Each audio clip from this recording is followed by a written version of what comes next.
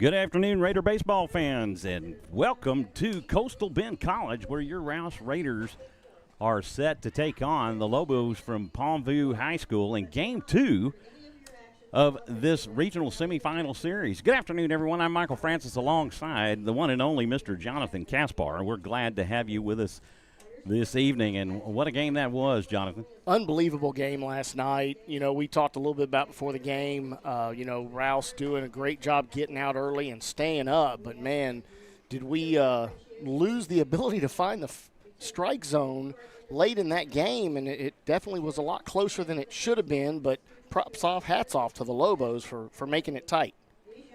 Absolutely. So we do have some scores from last night's games throughout the state in the 5A classification. So Jonathan will bring those up. Yeah, so we game one was going to be tonight for actually Lubbock Cooper and Grapevine. So they're doing a Friday, Saturday. Abilene Wiley did fall to Argyle.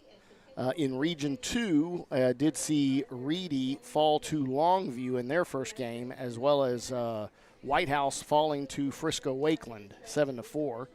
On to Regions 3 and 4. Region 3 was a one-game playoff between Lake Creek and LaPorte. Lake Creek did win that one 5-2, so they advance. And Game 2 was played between Magnolia West and Barbers Hill. Magnolia West taking down Barbers Hill in straight games to advance themselves.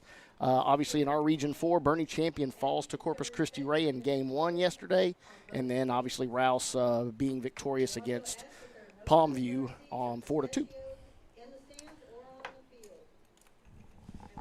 So it's a beautiful day for baseball here at Coastal Bend College, home of the Coastal Bend Cougars. Yeah, and back-to-back beautiful complexes.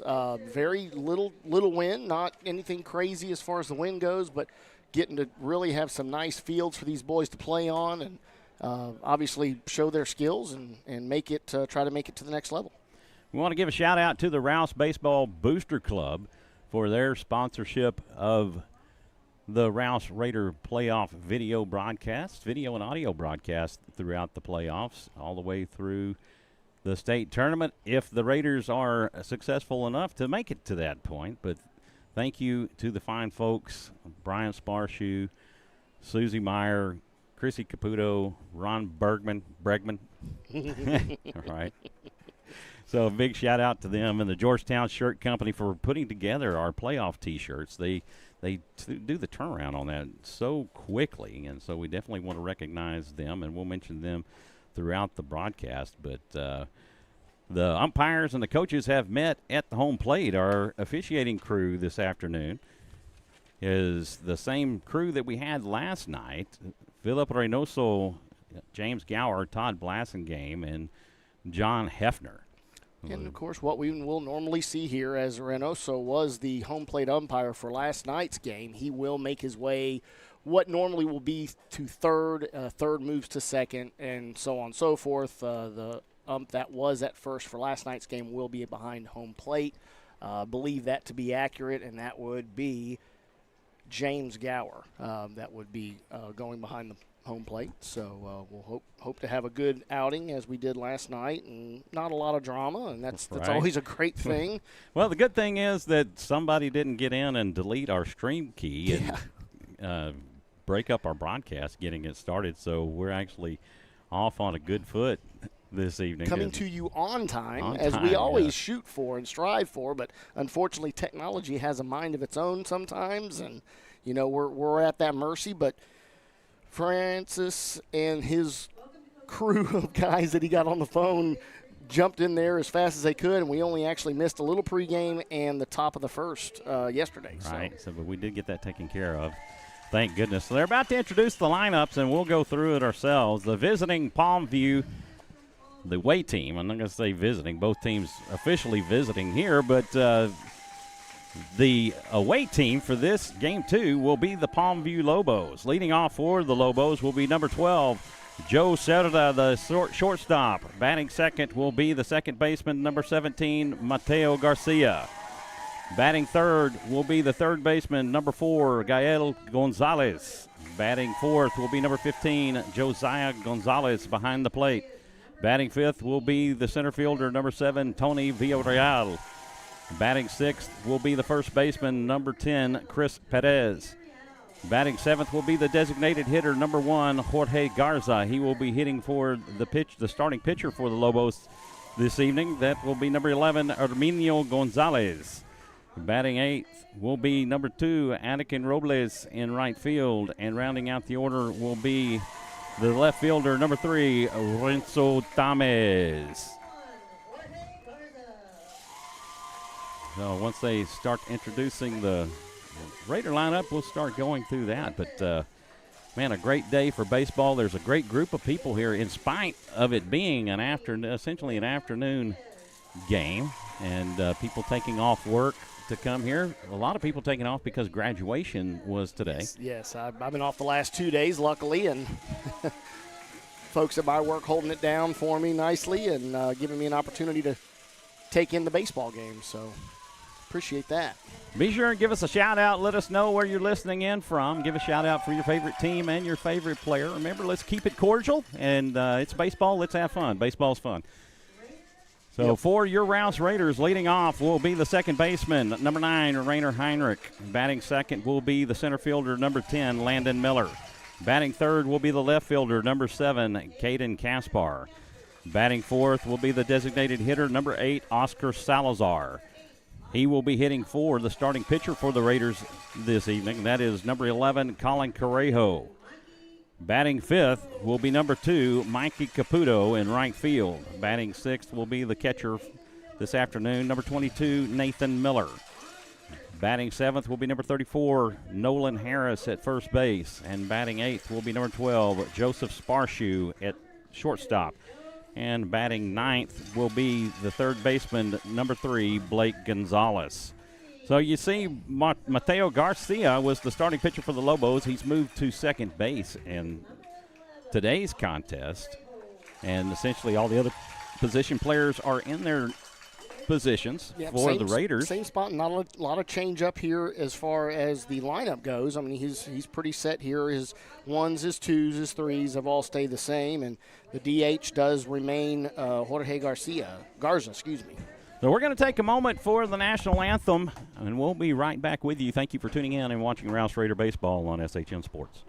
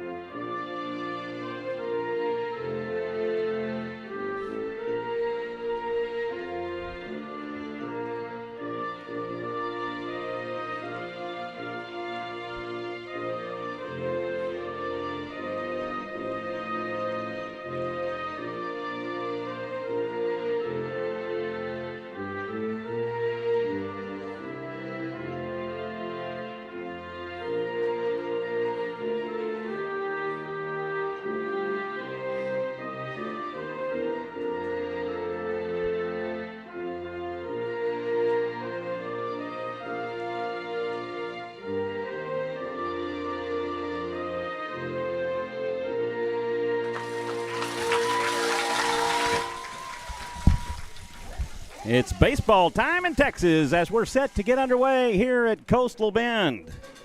Defensively for the Raiders on the mound, number 11, Colin Correjo. Behind the plate, number 22, Nathan Miller. At first base, number 34, Nolan Harris. At second base, number 9, Rainer Heinrich. At third base, number 3, Blake Gonzalez. At shortstop, number 12, Joe Sparshoe. In left field, number 7, Caden Kaspar. In center field, number 10, Landon Miller.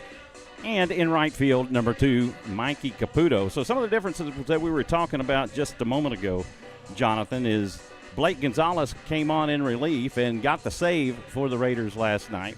Yes, he did. And, we see him back, obviously having that opportunity and plenty of pitches still in the tank. So if needed, obviously he showed that he can handle that spot last night, having taken a half inning or so to get back in the swing of things. And then when he came in the seventh, obviously he was shut down and in great shape. So he moves to third base, and then Nolan Harris, who was a designated hitter last night, moves to first base, and Oscar Salazar, who was the third baseman, moves to the DH role. Right, and it keeps Mikey Caputo out there now, moving from first out to right field, where he is able to keep Coach Krimpine his hot bats in the lineup, and that's obviously the key right now. And what helped us last night win 4-2 is sort of timely hitting, good hits, keeping the offense alive inning to inning, and allowing to get those guys around and get some runs in. So. And Nathan Miller moving behind the plate in place of Xander Forcell. Right. And Xander obviously getting an opportunity to hit, and he was able to definitely make contact and advance a few runners around, not having quite the massive offensive output that we'd had hoped for, but Nathan Miller comes in and has his opportunity today. So. Number 12, Joe Cerda, will make his way to the plate for his first at bat and to get this thing started. Colin Correjo toes in, he winds and deals. First pitch misses low and inside for ball one. Claudia checking in. Let us know she's listening in from Chicago. Mary Noble live from Leander. Go Raiders. I know Claudia's a Lobo fan. And Michael in Georgetown checking in. Go Raiders. J.R. Castillo, welcome to Beeville, gentlemen. This is cut on and hit into left field for a leadoff base hit. And similar start here with Joe Cerda getting on in the leadoff spot as he did yesterday. So J.R. Castillo saying, welcome to Beeville, gentlemen. Great to have y'all in my backyard. Looking forward to a great game and a great broadcast. Play ball. Thanks for having us. Thanks for having us. Number 17, Mateo Garcia, will make his way to the plate. One on with no outs here in the top of the first. Mateo was another one that got a hot start to yesterday's game, going 2 for 2 on his first 2 at-bats. And he will show bunt. Gonzalez will play up, and he lays a bunt down the first base side. Correjo plays it to throw to first in time, and that will do it. Mateo with the sac bunt. Yeah, and again, really quick, not wasting any time at all, getting involved here. And first pitch, first lay down bunt, he was effective and advanced his runner as he wanted to. Number 4, Gael Gonzalez will come to the plate. Correjo from the stretch. Cerda extends his lead at second. Nobody really holding him on. Heinrich kind of dancing back and forth. First pitch, fastball misses low for ball one. Cassandra Martinez checking in. Let's go Lobos. Josiah Gonzalez on deck. From the stretch, Correjo will spin off and look Cerda back to second. Similar move that was very effective last night. Gavin Silva coming in and picking off that runner at second. Swing and a miss on an inside fastball for strike one. Coyote fan 11. Let's go Lobos.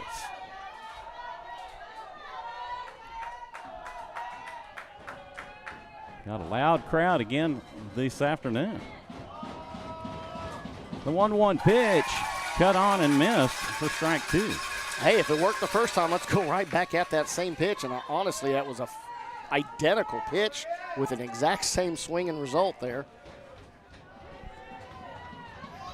Miller gives the sign. Correjo checks. Cerda back at second. He comes set. The 2-1 pitch, or the 1-2 pitch, misses low for ball two, and that'll leave it up. And I'll tell you what, just as that goes right there, the Lobos hitters are extremely disciplined. One thing I noticed yesterday's game is they don't chase. They recognize what's out of the zone. They do not chase. If it's close, they're going to foul it off and fight for another swing. The 2-2 breaking ball misses down and away for ball three, and Gonzalez works the count full.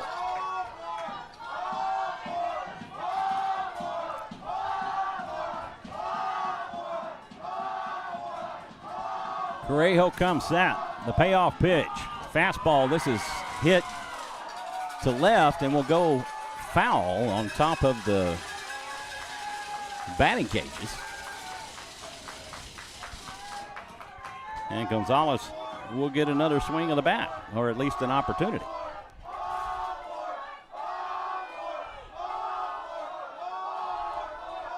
Payoff pitch. This is hit back up the middle. It's played by Sparshu deep in the hole. The throw to first in time, and that will do it for Gonzalez. What a throw and play by Joe Sparshu. And that is exactly why he's there. He's absolutely a cannon for an arm from Joe Sparshu. He was able to set his feet and just put everything he had on that, and nice big target over there, and Nolan Harris able to scoop it in with no issues at all. That will bring up Josiah Gonzalez, the catcher for the Lobos. And most importantly, Ed runner did not advance. Josh Mann checking in. Congratulations, seniors. Now let's go. Veronica Arnold, go Raiders. Congratulations to all the seniors and their parents. Checking in from McAllen. Let's go Lobos. Batter will call time and step out.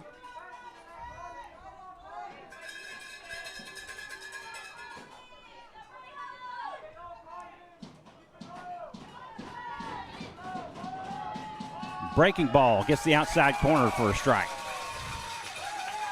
Interesting, his strike call goes to the front. It goes very forward, like yeah. a punch out, right? Rather than just kind of, most Yeah. umpires kind of go out to the side. But Exactly. He is very, very animated there in his strike calls. Christina like that. Diaz checking in. Let's go Raiders. That's fouled off for strike 2.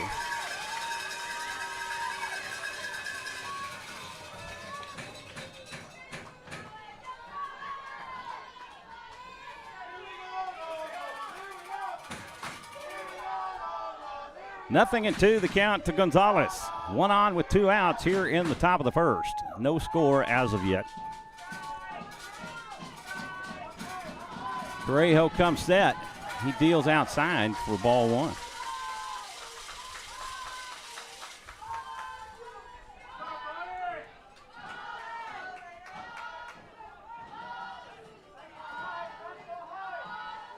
Correjo takes a long look in. He typically works very quickly.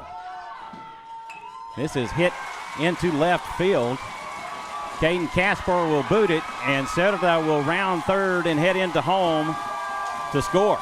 That will be an RBI single for Josiah Gonzalez.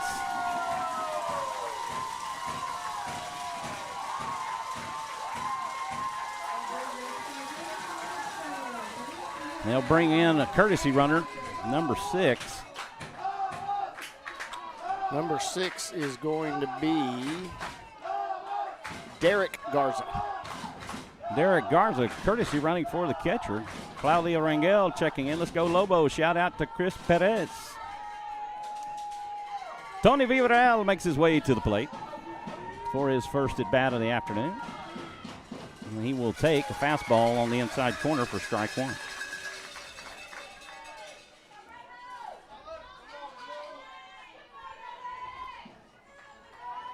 After saying, let's go, Primitivo Ramos. Oh, and Correjo picks off first base. That will go 1-3 for out number 3, and that will do it for the Lobo first, but they'll get 1 run on 2 hits. And on to the bottom we go.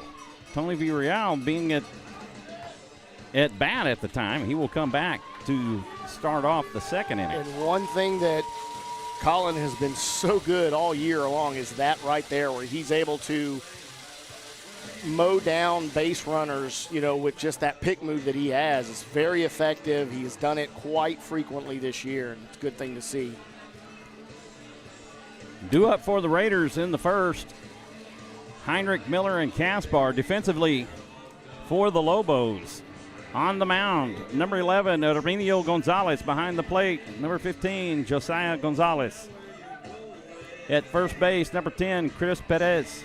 At second base, number 17, Mateo Garcia. At third base, number 4, Gael Gonzalez. At shortstop, number 12, Joe Cerda. At left field, number 3, Lorenzo Tames.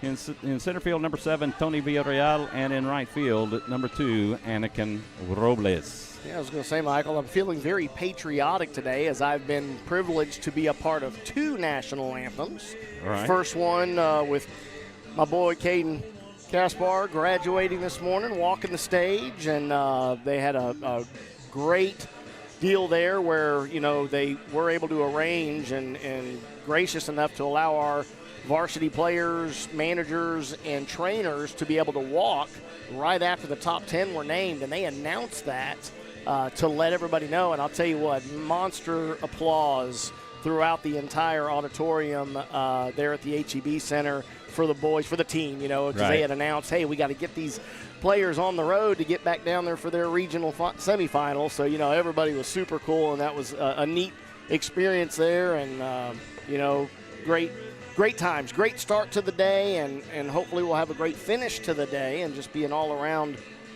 awesome time. So I saw on social media Charlie and Sandra Rouse weren't able to make the game last night, but they watched it there on the big screen at their house. Very cool. And guest speaker for the graduation was Mr. Charlie Rouse. I always love hearing Mr. Rouse. Such a great man. Yes, yeah. He had a lot of great things to say to the students, and you know, I definitely feel that they were not, that message is not falling on deaf ears. Charlie Rouse, of course, the namesake for Rouse High School, longtime educator and principal for Leander High School there in Leander, Texas, and honored him by naming Rouse High School after him, and there he lives real close to it. Yes, he does. Arminio Gonzalez checks his fielders, and he will pitch exclusively from the stretch this afternoon. He toes in and will deal the first pitch. That's outside for ball 1.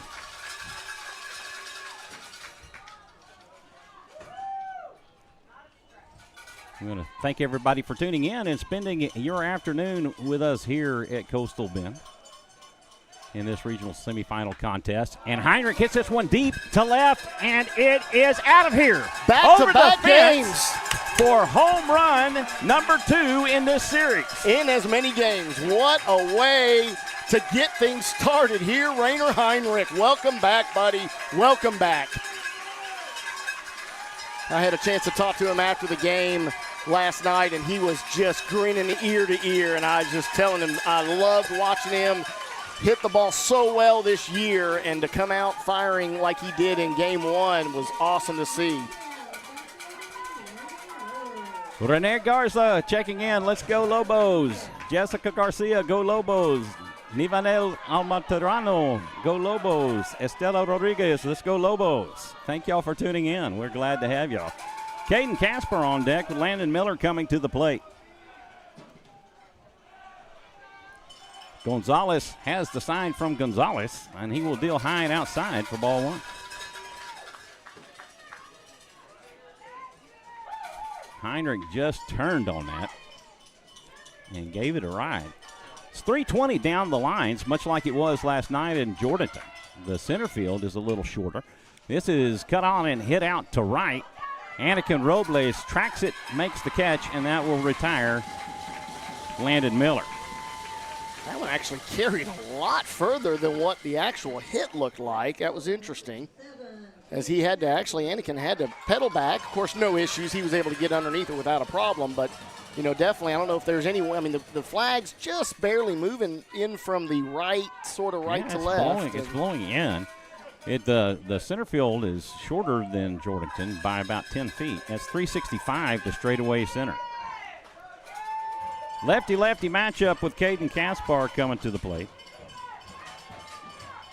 Gonzalez toes in. He deals. This is down the middle for strike 1.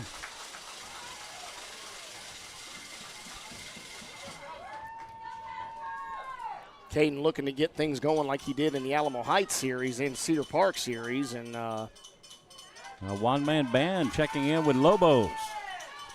Melt, go Lobos. The 0-1 pitch down and away for ball 1, and that will even the count at 1. The Lobos come into today's game 28-9 overall. They're 12-2 in district play. They're the first seed out of District 35A. Head coach is Manuel Garcia. He has 15 years as head coach with 268 wins. Swing and a miss for strike 2.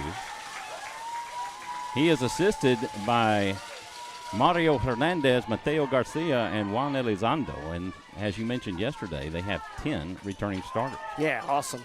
Awesome for them, and making a good deep run here for their playoffs. Kaspar will hit this one out to center, and Villarreal will take about 3 steps forward and make the catch, and that will retire Kaspar for out number 2. 2 away with the designated hitter, Oscar Salazar, coming to the plate. Raiders come into today 28-10-1 overall, 9-5 in district. They were the 4th seed out of 25-5A. Head coach is Chad Crimping with 22 years as head coach. He has 479 wins underneath his belt. He's assisted by Josh Harris, Dan LaPaglia, and Will Noble with 9 returning starters. That pitch gets the outside corner for strike 1. Okay.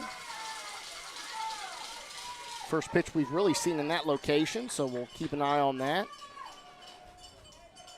0-1 the count to Salazar. Gonzalez has the sign. He will deal. This is cut on and hit to short. Cerda has it. The throw goes wide of the bag and will go to the fence. Salazar will round and head to second. Oh, wow. On the error. Tell you what, catcher doing a great job of getting up the line to be able to field that ball that gets past first baseman Chris Perez, and but unfortunately no throw. So I don't know. Go E6. I don't know what happened on that. I got a pole in my way, so I couldn't tell. Did he mishandle the ball deflection off the fence? The catcher there, Josiah Gonzalez. So I think he had an opportunity. Bob Gonzalez checking in. Go Lobos, you got this. Best of luck to the Lobos from the Gonzalez family from La Jolla. Mikey Caputo will make his way to the plate. 1 on with 2 outs in a tie ball game here in the bottom of the first. Gonzalez from the stretch. He'll deal a changeup in for strike 1. He took some speed off of that one.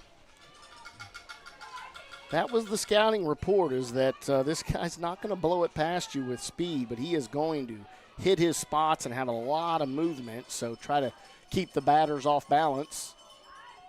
That pitch gets the inside corner for strike 2. And Caputo down on the count, 0-2.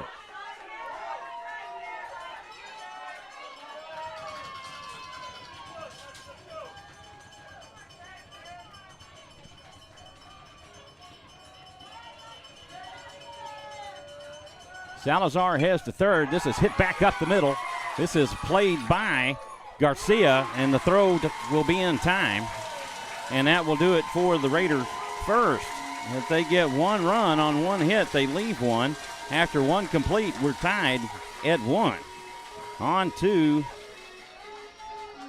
the second we go. 4-3 on the put out of Caputo to end the inning.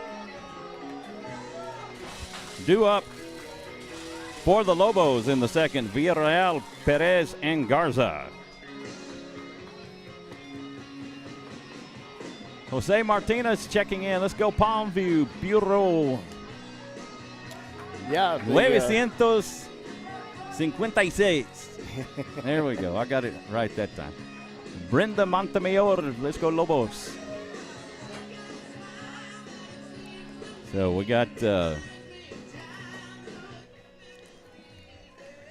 Got to do that. Got to bring that crowd mic down. The music we get hit with copyright. Oh yeah, Your friend YouTube has an algorithm that sorts through our broadcast, and once the game is over, they'll copyright restrict it, and then it limits the views that you can get because of royalties. Yeah, I got a little spoiled yesterday. We didn't have any music in the house, and you know, at the ballpark there in Jordanton, so I didn't really have to work the mic so much. So. Yep.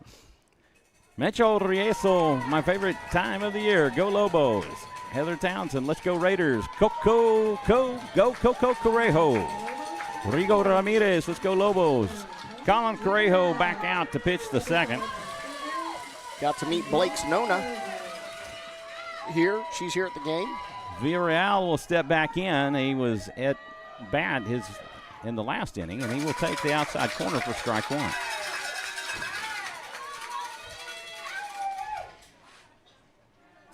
Rigo Ramirez checking in.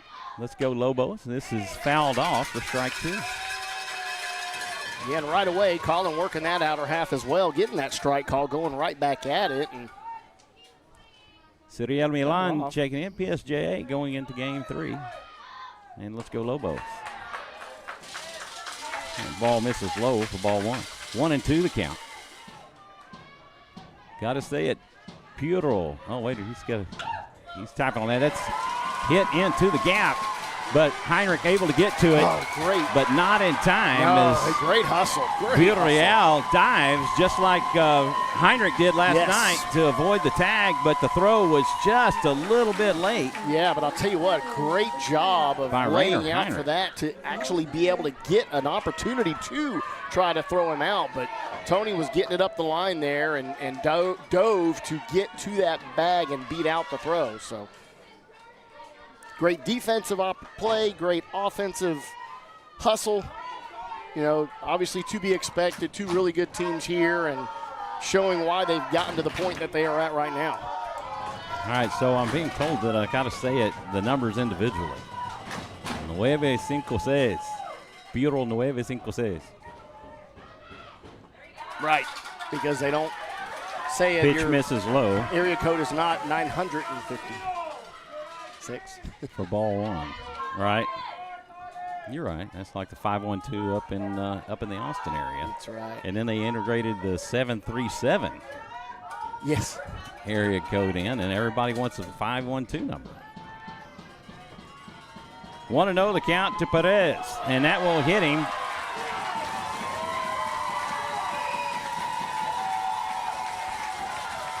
And the Lobos have two aboard.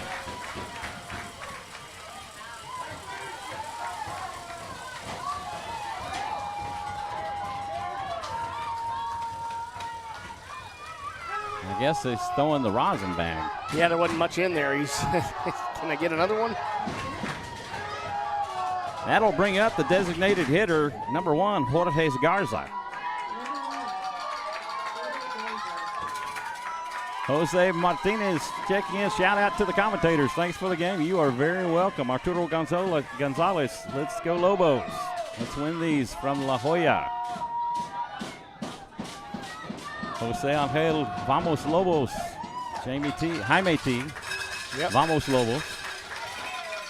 He offered at that one. Did pitch in Jorge for Garza and didn't pull back, even though I think it was a low pitch, but he didn't pull back, so they did call a strike on him. 2 on with no outs here in the top of the second in a tie ball game. Trejo will spin off and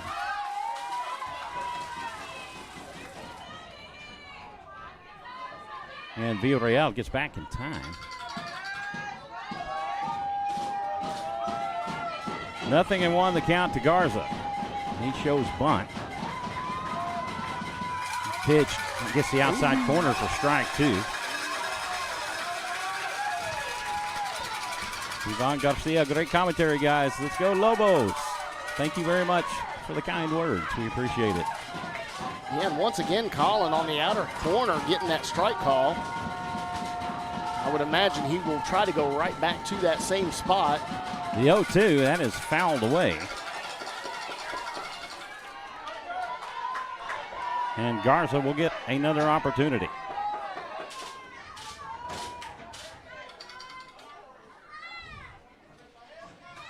And he gets fresh rosin bag thrown out there to him.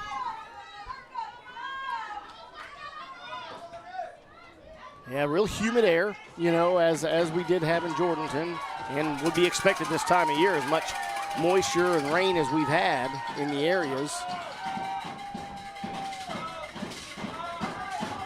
Miller sets up on the outside corner. Trejo takes a look back, and he'll deal outside for ball one. Ball two. Ball one. Huh. Okay. Andale. Me and the scoreboard agree. Look at him like.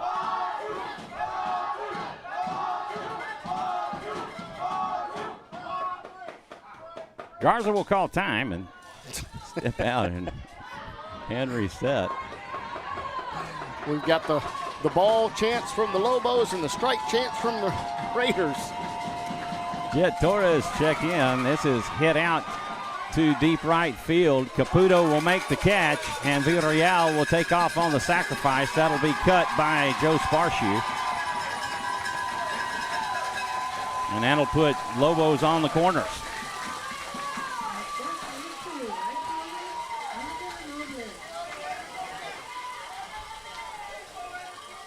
So Jorge Garza able to accomplish the same as what a laid down bunt would do and advance the runners. Now granted, he would have liked to have seen both of them be advanced, but unfortunately they'll just have to settle for the one making it to third. Hello, Gus. It is a tie ball game right now. It's tied at 1, but the Lobos are threatening with runners on the corners with one out here in the top of the second, and Anakin Robles at the plate.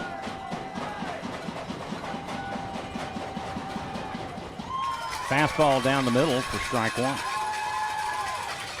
And the good news there with keeping the runner at first, that double play ball is alive. They're able to make that happen before the runner is able to advance and score, then they can get out of the inning without allowing a run. Linda Lopez, let's go Lobos. Arturo Gonzalez, you guys are doing an awesome job commenting the game. Thank you for doing this for the kids. You are quite welcome, and again, thank you for the kind words. Tell you what, with the amount of turnout we had for last night's game, I'm extremely impressed. Unbelievable amount of fans being able to take in the game, and we're obviously happy to be able to broadcast this and have that opportunity. Robles is going to call time. He'll step out, and Correjo will reset himself. He toes back in, and we're set to get back underway. The 0-1 pitch, that is fouled away for strike two. Montserrat Gonzalez, Slay. I guess Slay for win, I guess. Maybe. Nothing in two, the count to Robles. This is popped up and playable, but Miller did not see it, and Colin Correjo was on his horse from the pitching mound trying to get to it in time and could not get it. Yeah, as well as Nolan. Harris doing his best to try to get there in hopes that maybe the wind would bring it back to them, but able to get a little luck there for Anakin Robles to stay alive and get to see another pitch.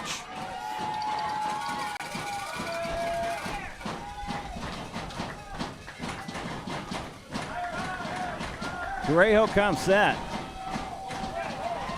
He will catch Perez in a pickle, and a bad throw off the glove of Joe Sparshoe will score Villarreal on the error. Yeah, and they had him dead to rights there with being able to keep the runner at third, and unfortunately he drew his eyesight, did Joe Sparshoe over to the runner, and just enough to lower his glove and allow the ball to get away. And very unlike him, too. He's very solid over there. That will be an E6 on the scoring run.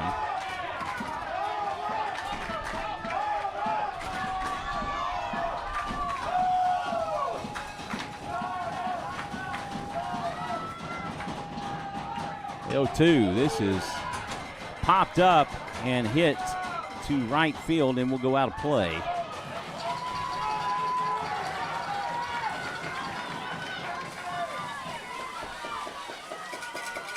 So where the Raiders felt like they had an out, that error cost the out and then a run to score. And allowing the runner to advance not only from first to second, but he was able to get to third. That will be played by Gonzalez.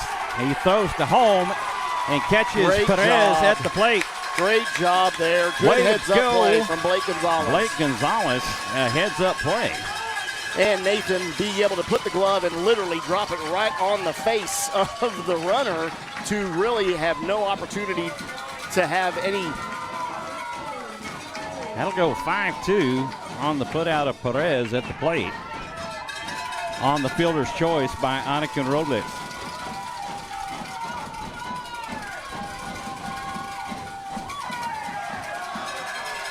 Trejo will deal to Renzo Tamez. Low for ball one.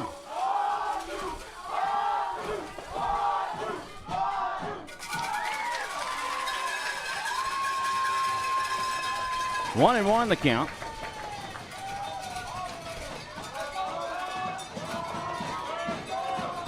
Throw to first will not be in time as Robles dives back in safely. Carla Flores checking in. Let's go Lobos. Noe Gonzalez sounds like Vin Scully calling me. Well, there's a big compliment right there. Thank you. Thank you very much. Mel, let's go Palmview. And once again, Colin doing a great job of getting ahead of the batter in the pitch count as he draws a foul ball. 1-2. The count to Tamez. Great sportsmanship from Renzo Thomas as he stepped into the batter's box, giving little bumps to both the home plate umpire and catcher. 1-2, a pitch down and away for ball two. Yeah, for sure, outside and away, so and low.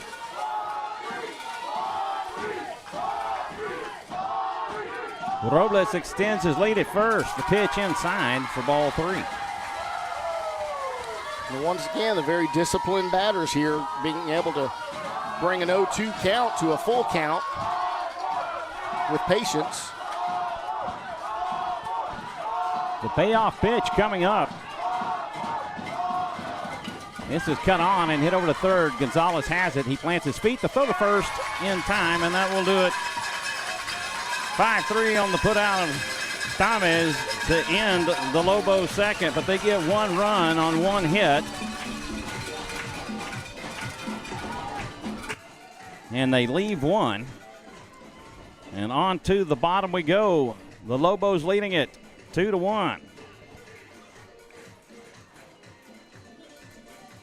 Due up for the Raiders, Nathan Miller, Harris, and Sparshoe. Yeah, and that obviously does bring up our Austin Bent checking in, supporting from Leander. Can I get a shout out? There you go. You just did. Yeah, 6, 7, and 8 batters here for Rouse here in the second, and looking to keep pace. Obviously one run only. On that, where again they've are getting runners on early with really no outs, and some good pick plays, some good plays there on Blake Gonzalez's part, to reset his feet, understanding he had time to get the runner going to third or home from third, and then obviously a great tag from Nathan Miller. Let the guy go to first. Don't worry about that. Obviously, if you have the opportunity, you want to always get that lead runner, and right. He was able to do that. Oscar Salazar had a similar situation last night, but his momentum was taking him away from that, and so he elected to take the runner at first, and that gave them one of those runs, who was the hit actually not hit by pitch. That was a walk that allowed him to score on the first run for the Lobos last night. Beth Stapleton checking in. Let's go Raiders. Kim Ross. Let's go Raiders. A beautiful afternoon here in Beeville on the campus of Coastal Bend College, which does see the likes of Mr. Keegan Solomon, a Rouse Raider alumni. Holding his spot down there in left field, having a great year last year, and Got a chance to talk to a couple of folks before the game, and they said, oh, yeah, he's still here doing his thing, you know, hitting the ball and tracking balls out there defensively. So Herminio Gonzalez on the mound for the Lobos. He will toe in on the rubber with Nathan Miller at the plate.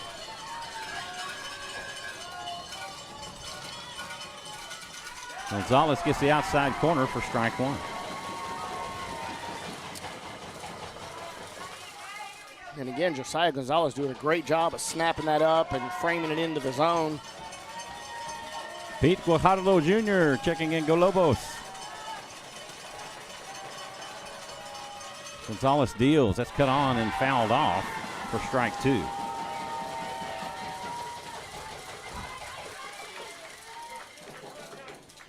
Claudia checking in. Vamos Lobos, si se puede, desde Chicago. Okay. Tuning in from Chicago. Yep.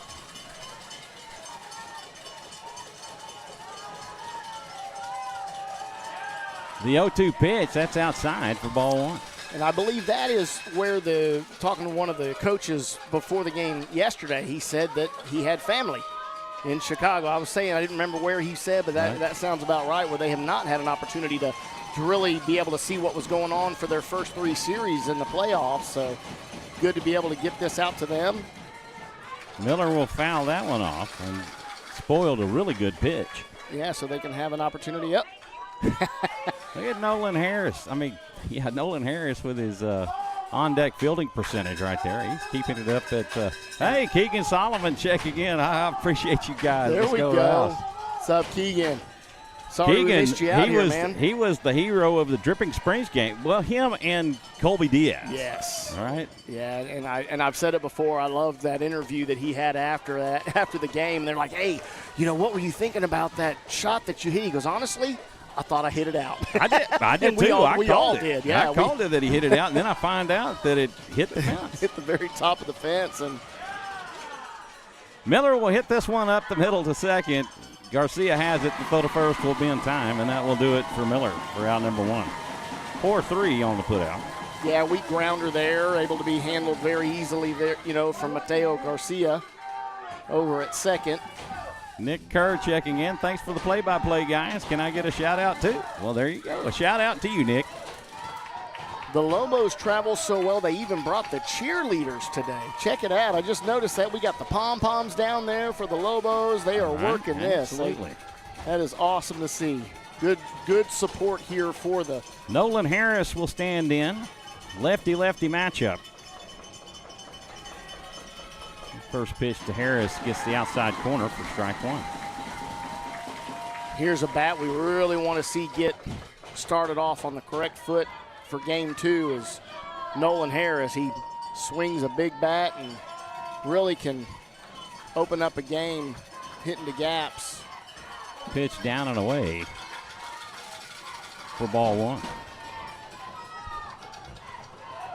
Snoop Daniel checking in. Thank you so very much. We appreciate your support.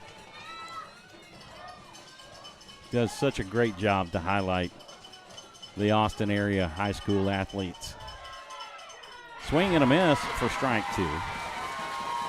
And then once again, as I mentioned, Herminio Gonzalez not trying to blow it by you with fastball. He doesn't need to. He's got so much movement. That ball just dropped out from under the bat of Nolan Harris, just came up empty there. Joe Sparshoe on deck. He will chop this one on, and it is up the middle. Garcia has it. The throw to second, or the throw to first, will hit the dirt and bounce away, and Harris will reach on the error. That'll go E4. And with one out, we'll be interested to see if a pinch runner comes in for Nolan Harris, and I would imagine that if he's able to make it to second base, we will probably see that switch up. Claudia Morin, thanks for the live baseball from Coach Garcia family. And Kayla Russo streaming for the Lobos out in Virginia. Let's go, boys. There you go. There's you a long distance listening. Thank you for tuning in. Herminio Gonzalez will come set. 1 on with 1 out and a swing and a miss from Joe Sparshoot. Dale Park checking in. Great to have you with us again, Dale. Let's go Rouse. A quick little tie-in. There it is. That's bring 27. That's Thompson.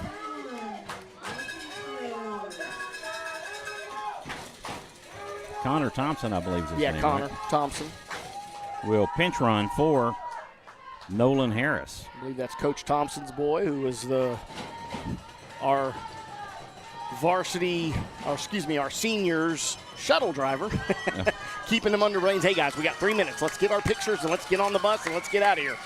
We got to catch the ride to Beeville. 0-1 the count. The throw to first will not be in time as Thompson gets back in safely. Linda Lopez checking in. Go Lobos from Prime Solar Screens and Blinds in the Rio Grande Valley. There we go. In the RGV. Shameless plug there. No problems with that at all. The 0-1. Just a bit high. I'm surprised that wasn't called. He backed off and thought about it for a second. I had to wait before I said anything because it looked like he could have had that delayed strike call, but ball nonetheless. 1-1 the count to Sparshoot.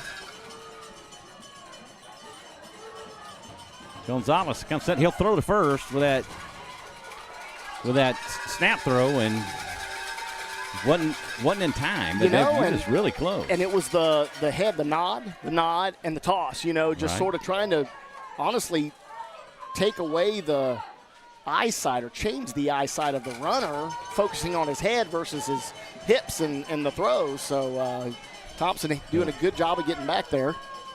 Mike checking in. Keep up the good work, guys. Loving the commentary. Pedro Antonio Lejia checking in. Who won game 1? And that would be the Rouse Raiders. They took game 1 4-2 last night. And the cheerleaders scatter on that foul ball. That net here not quite as tall as the one at Jordanton, which was able to really stop all those foul balls from making it into the stands. And that one dropped right in there, and they just scattered. Brenda Hernandez, go Lobitos from Galbicles and Jock. Karina Signs, this is intenseness. Gustling, no, it's 4-2 Rouse. And let's go Lobos. Let's get a game 3 for the win from Michigan. Hey, we got some Lobo fans from Michigan. Throw the first not in time. One ball, 2-strike count to Sparshoot. And Michigan always finding its way into the games here on SHN. Blake Gonzalez on deck. Thompson extends his lead at first. 1-2 the count to Sparshoot. Gonzalez comes set. Swing and a miss as Thompson took off and then held up. Well, he took off and there was no delivery from Herminio Gonzalez, and honestly, he could have hopped off and thrown him out. But he didn't. And Thompson thought, Connor was like, oh my gosh, I'm stuck. I got to go back. And he honestly could have broken for second, and been safe. But got away with one there. Blake Gonzalez will stand in for his first opportunity of the afternoon. And he will foul this one off for a strike.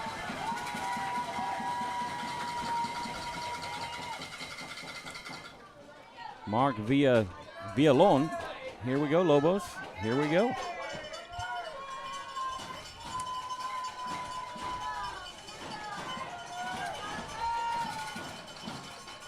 Thompson again extends his lead at first. Gonzalez comes set. 0-1 pitch. Ooh. A breaking ball gets the outside corner for strike 2.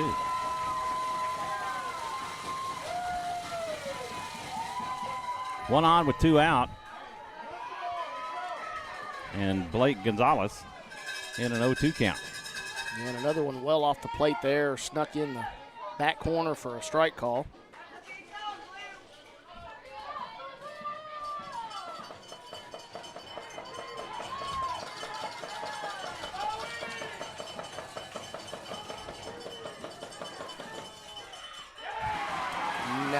Pitch misses down and away for ball 1. And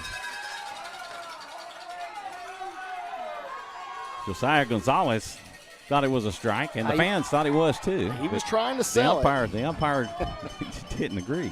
Yeah, he was definitely trying to sell that one as he was picking that up off the dirt or.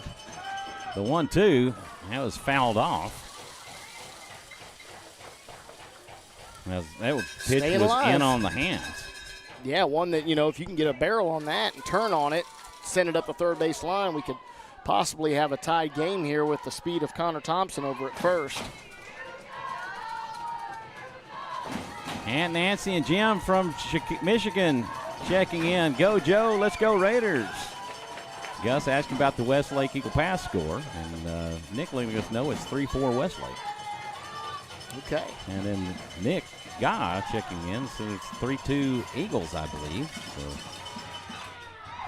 this is cut on and hit out to left. That will go foul. And that was deep to left. Needed to be about 10 foot over. Yeah, that was definitely up the line. Honestly, with the speed there of Reynoso Tamez, he may have had an opportunity on making that, running underneath that had it stayed fair.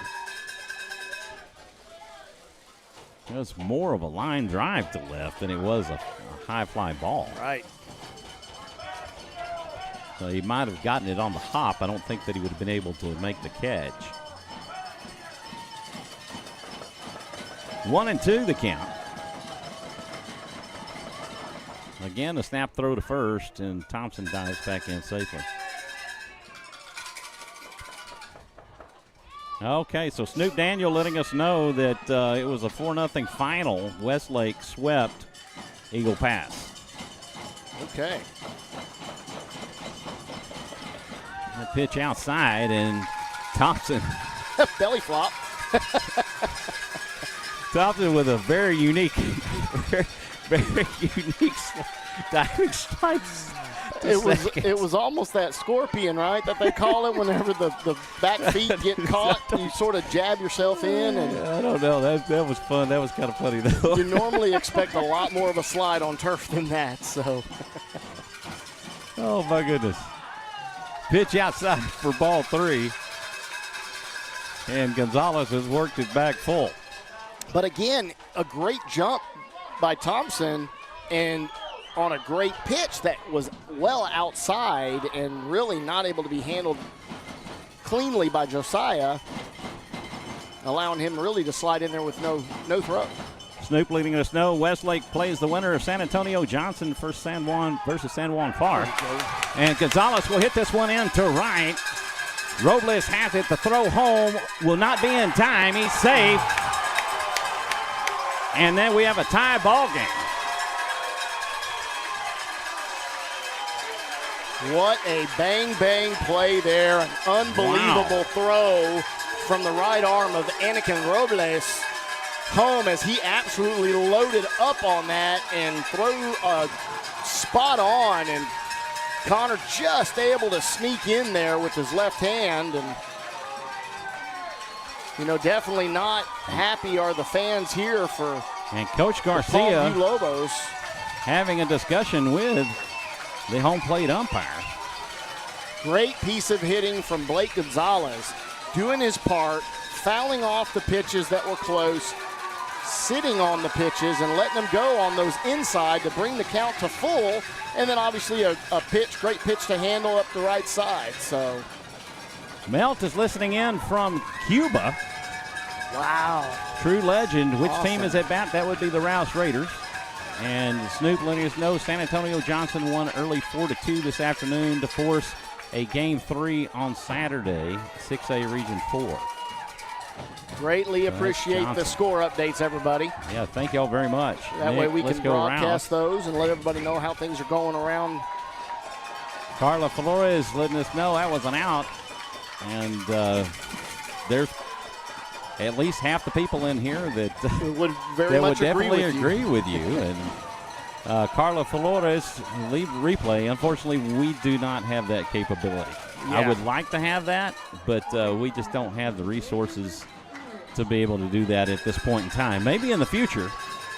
Maybe. Usually it's just it's a two-man crew. It's myself, as this is my 10th year to broadcast Rouse Raider baseball, and an analyst, and usually that's a baseball parent. And Jonathan, I've been so blessed to have Jonathan this year, and Steve Kithill in the past. And that pitch down and away to Rainer Heinrich. Heinrich 1 for 1. He homered his first at bat to lead off the first.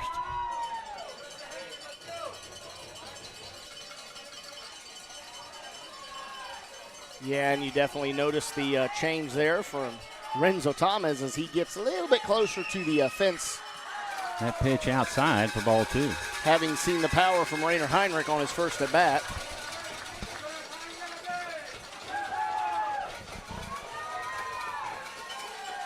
So let's keep everything cordial in the chat, please. Don't go back and forth at fans. We want to keep this cordial. Let's have fun with it, but let's be good. This is hit back up the middle. This is hit into center field, and that will move Gonzalez to second. The Raiders have 2 on.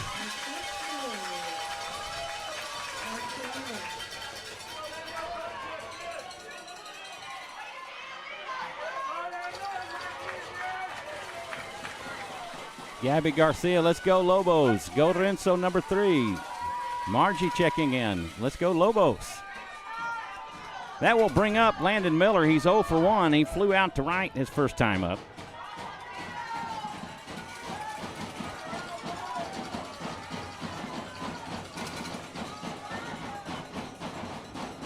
Gonzalez comes set. He will just miss the outside corner, just a little bit low. He is. Again, both Colin and Hermino are noticing and recognizing that home plate umpire really likes that call, so they're trying to live on that outer half and just stay away from the guys being able to barrel things up. And a little low on that one, unfortunately for him, but he's got the right idea. Gonzalez will spin off. He'll look Gonzalez back to second. So you got 3 Gonzalez's on the field right now. Yeah. You got Gonzalez behind the plate, Gonzalez on the mound, and Gonzalez at second base. So let's, I agree with Snoop. At least tip $10 with every trash talk. And let's not trash talk at all. These are high school athletes and friends and family that get the opportunity to watch their players. That is hit to Gonzalez. Actually, there's 4 Gonzalez's at first on the field. With Gale at third base, and he will tag the bag. Will get the force at third, unassisted, and that will do it for the Raiders second. But they get 1 run on 2 hits, and they leave 1. And just like a heavyweight boxing match, these guys are just going toe-to-toe and exchanging blows left and right. And, somebody comes in and gets a good left hook, and the guy turns around and comes back with a right cross and evens it up. So, saw that in game 1, having that opportunity as the Lobos were not going to go quietly, and coming into 4-2, get those 2 runs in, and now we are just literally tit for tat, and, each one scoring 1 run in each of the first 2 innings. So Shelly Rouse Ford checking in. Wish we could be there. The Rouse family is rooting for our Raiders. Hope the Lobos do a super nice run. Have walked off every game each round. And Beth Stapleton, Cranford, New Jersey says, let's go Raiders. New Jersey is a state north of Texas. Damian, let's go Lobos. Well, we say here in Texas, anybody north of Dallas is a Yankee, right? No, that's Red River, right? Well, No, that's a new one to me. And Red River would be right, but yeah, anybody north of that.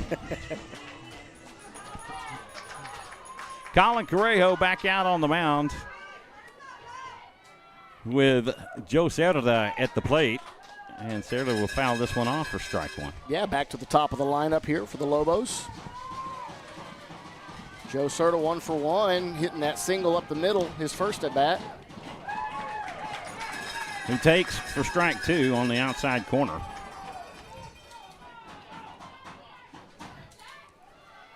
The 0-2 pitch, a breaking ball, misses high for ball 1. Snoop letting us know Bernie Champion survives. Champion 3, Corpus Christi 2. Final game Saturday, 1:30 at Jordanton. This is popped up. It could be playable. Nathan Miller tracks it. He'll make the catch. He was on that one. He was on that one. He couldn't see the other one, but there you go. One away. Yeah, and you saw Colin immediately running in just to make sure. He had more of a better jump himself, and he recognized right away that Nathan was able to locate that fly ball in foul territory and able to make the catch.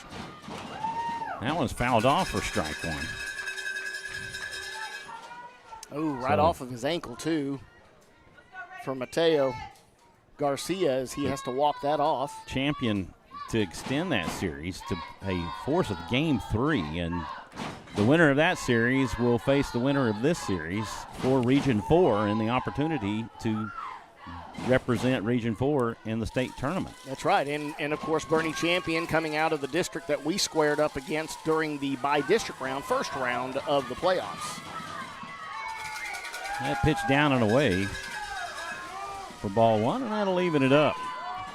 Mr. Bowtie's Texas High School Sports Machine. Ed Snoop, I was there for Champion today. That is a fair ball, and that'll bounce off the glove of Blake Gonzalez into left field.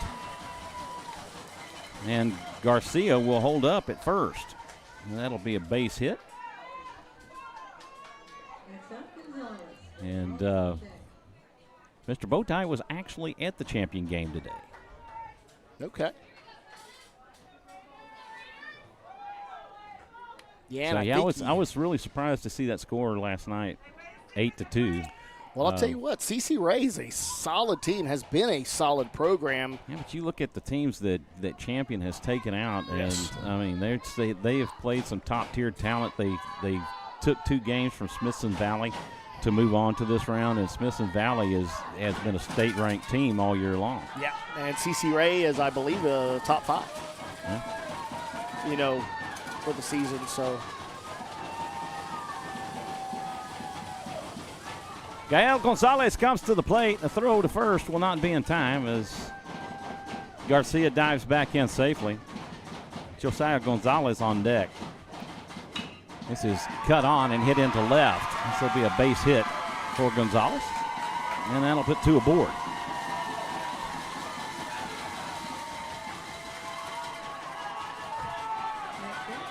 That'll bring up the catcher, Josiah Gonzalez.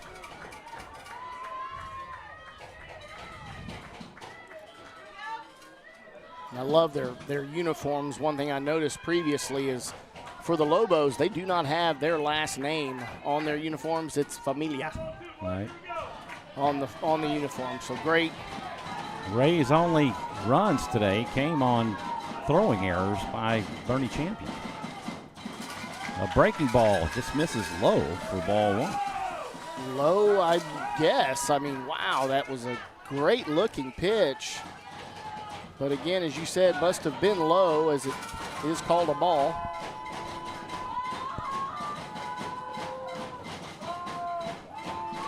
The 1-0 pitch, that's outside for ball 2. And Collins' breaking pitch, not quite as crisp as we are used to seeing. We'll see if he can tighten that up as the game progresses. It's a very good pitch for him. That little backdoor. And Gonzalez will call time, and he'll step out and reset.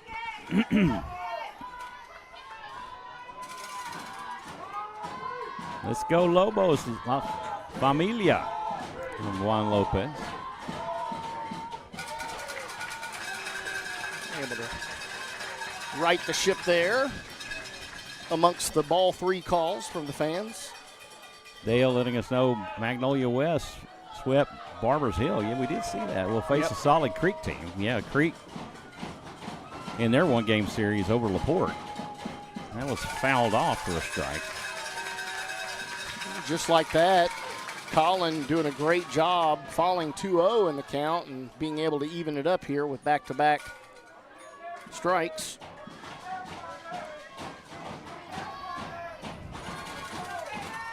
PSJA Bears versus San Antonio Johnston. Game 3 about to start in Laredo. Oh, wow. 2-2 the count to Gonzalez. And this is fouled back. Gonzalez will get another opportunity.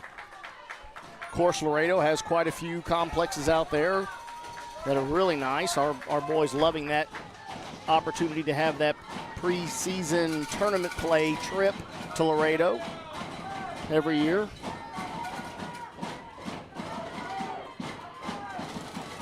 Correo comes set. The 2-2 pitch. This is popped up and hit into center field. The catch made by Landon Miller, and what a catch that was. A diving effort by Landon Miller. And to spin and jump up, knowing that he almost had an opportunity to get the retreating runner at second. 17, Mateo Garcia just getting back before the throw. Wow, what an outstanding effort by Landon Miller. Yeah, on a ball on that's a shallow fly ball. And tailing away from him, left too. Center, yeah. That will bring up Tony Villarreal. He's 1 for 1 with a single and came around to score. Chris Perez on deck, and he will hit this one up the middle. Sparshoe has it. There is no play, and that will load the bases.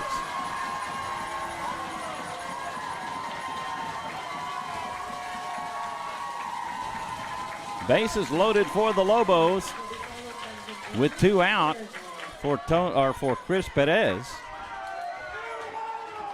Perez 0 for 0. He was hit by a pitch his first at bat and then got thrown out at home. A breaking ball. This is a towering fly ball to left field. Caden Kaspar waving off Sparshoe. He'll make the catch, and that will do it for the Lobos in the third. They'll get no run on 3 hits. They'll leave them loaded, and on to the bottom we go. We're tied at 2 here in Coastal Bend. You know, and very similar to game 1 where they were able to go in, load the bases, you know, as they did there, and unfortunately coming away with nothing to show for it other than stranded runners, you know, are the Lobos. But again, the bats are firing right now, and they're finding ways to get on, getting those hits, and, you know, trying to find every opportunity. They do not want to have their run end today, or at least not in game 1 at all. Right.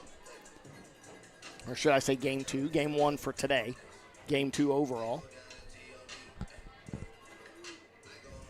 And he does Herminio Gonzalez back out to pitch the third for the Lobos.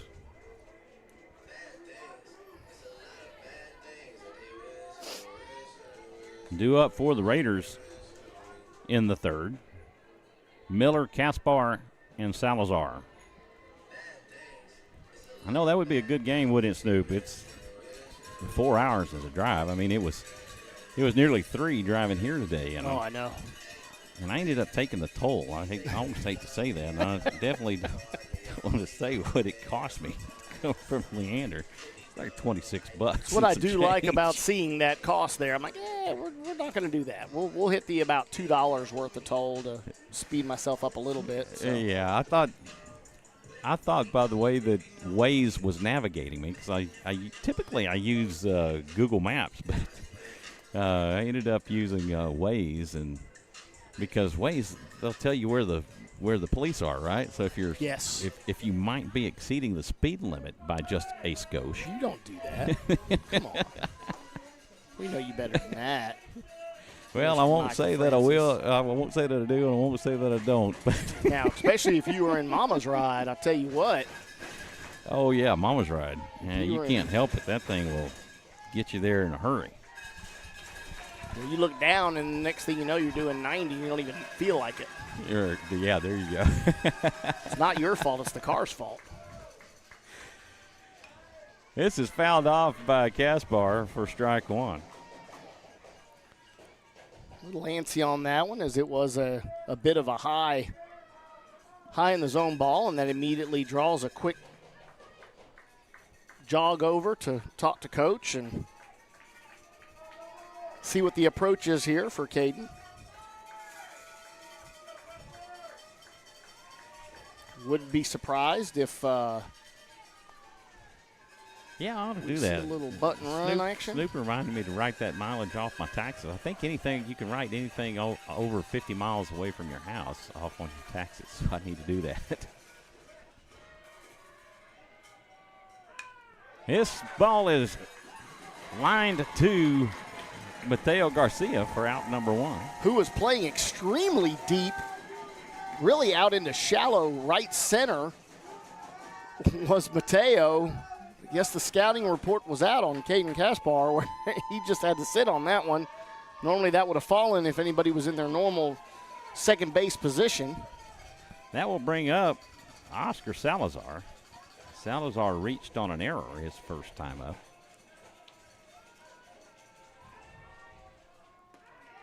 That pitch in for a strike.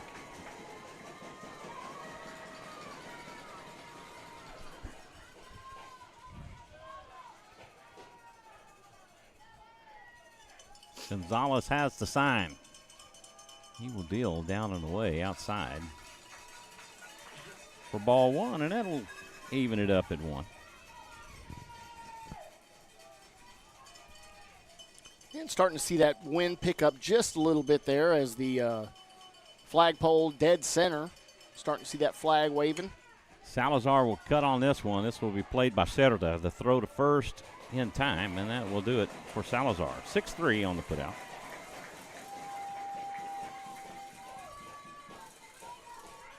That'll bring up Mikey Caputo. Caputo grounded to second his first time up to end the inning. Back in the first.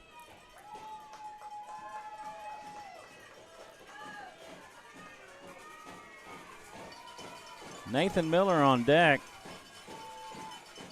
Arminio Gonzalez will deal. That pitch in for a strike. Down the middle, fastball.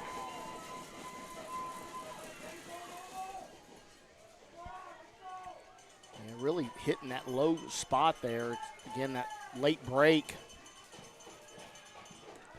Pitch outside for ball 1. And the exact same thing there. Second pitch outside, just like he had against Oscar on the first 2 pitches. 2-2 ball game here in the bottom of the third.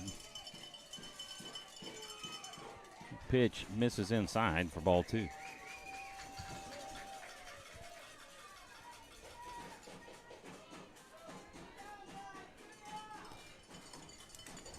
Raiders looking to extend the inning. The first 2 have been out. Ooh. And once again, a ball well in the off left hand the batter's plate, box, off the plate, and being called a strike. And I mean, he has been liking the outside pitch. So, but it's Deuce is wild for Caputo, and he will get caught looking on the same exact pitch as the Lobos retire the side in order. And unable to break that cycle where the Rouse Raiders there, where it's been 1-1 after the first, 2-2 after the second, and you know they were able to hold the offense down even though the bases were loaded for the Lobos, and not able to get a run there themselves. So, of course, the score still remains 2-2. After 3 complete, as Jonathan just mentioned, it's 2-2. Due up for the Lobos in the fourth, Garza, Robles, and Tames. And no change defensively here, as would be expected. That still very early in the game to not change anything up. On either side, Colin Correjo, the victor and sort of hero of the last series, that one game against Cedar Park, where saw him come in with Rouse being down 7-1. Yes, and he just came in and said, "Guys, I got this. I'm not going to allow them to score anything more." And he, they did squeak one more run out, but you had 3 heroes in that series. Oh yeah, or in that game as a one-game playoff, and that was Landon Miller, Joseph Sparshoe and Colin Correjo. Yeah, Joe Sparshoe going 3 for 4, really coming out strong with the bat and the offense, and Colin doing a great job out of the bullpen, and then obviously the swing of momentum off the bat of Landon Miller to the tune of 450 feet.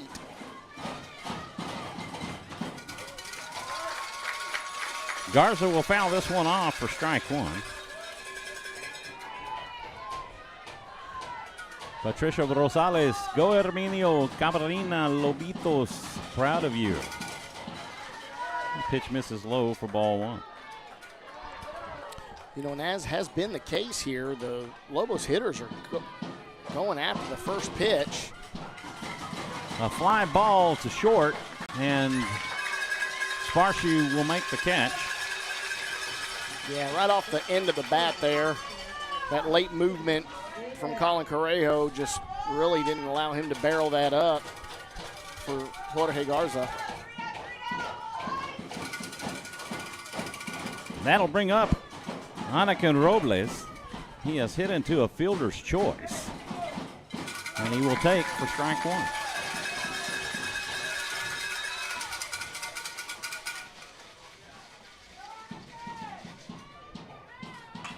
And he will hit this one deep to right and will go foul.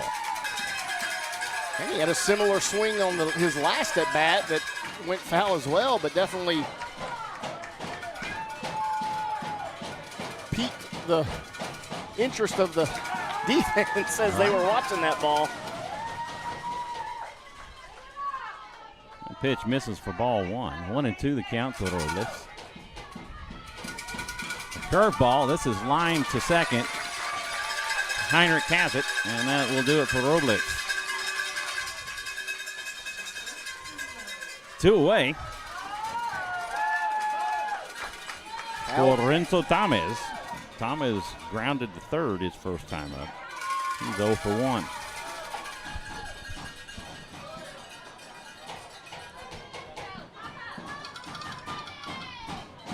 Sam DeLong, class of 2024, Round Rock High School, supporting my buds as they always did us. Go get them. Thank you for your support, Sam. First pitch from Colin, just a little bit high, I guess, based off of the ball call. That is chopped on and hit over to second. Heinrich has it to throw to first in time, and the Lobos go in order in the 4th. No runs, no hits, nobody left on, and on to the bottom we go. That'll go 4-3 on the put out of Thomas.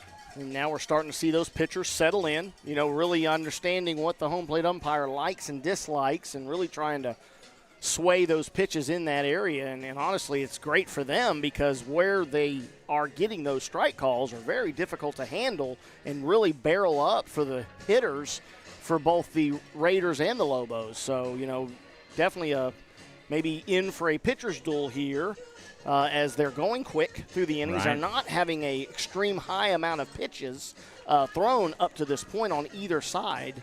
So we'll have to see how long each of the pitchers are able to go. Gabby Garcia checking in. Go Renzo.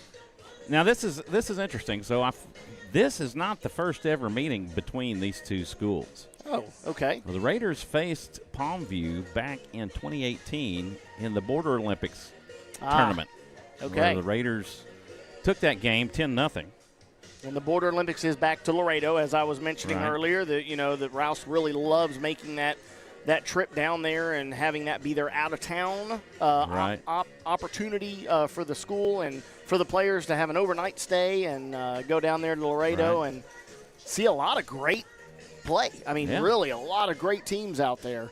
I think nearly every single year the Raiders have played at the Border Olympics tournament. Yes, yeah, Coach has really enjoyed that when he talks highly of it every year and really says, man, I love going down there.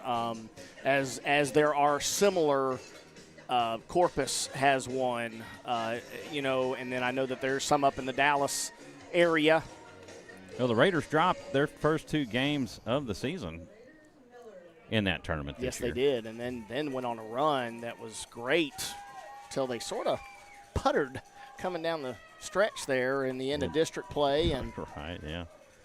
Arminio Gonzalez back on the mound to pitch the fourth for the Lobos. As Nathan Miller will make his way to the plate. He grounded to second his first time up. He's 0 for 1. Nolan Harris on deck.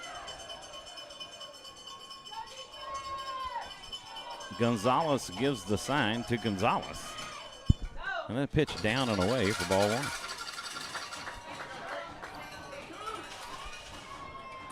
And again, immediately going back to that outer half, as has been the case here throughout the game. Estela Garcia, or Rodriguez, I'm sorry, go Paul Wall.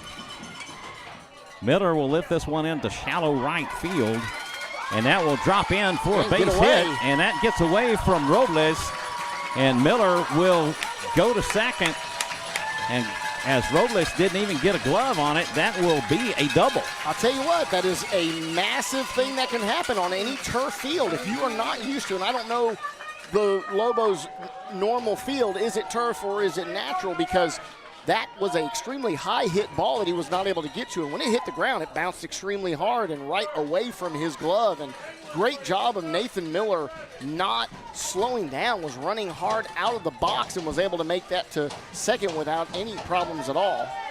And we do have a courtesy runner, which I would believe would be Dawson Snow. That is Dawson Snow. And Nolan Harris comes to the plate. He reached on an error and came around to score the tying run. Or actually his pinch runner did. Connor Thompson. That pitch down and away for ball one.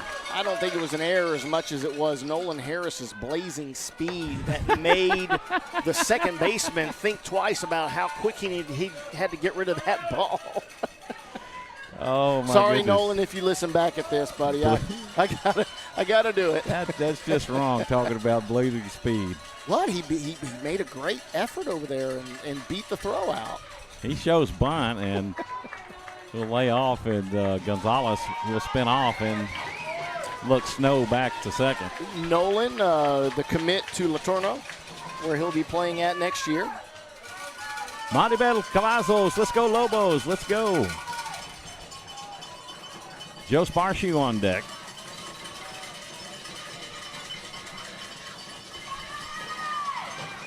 And Harris lays down the bunt. It'll be played by the shortstop, or that third baseman, Gael Gonzalez. And he will get the sacrifice. Great piece of hitting there, being very effective. Moves Snow to third. That will go 5-3 on the putout. Serta was covering third base.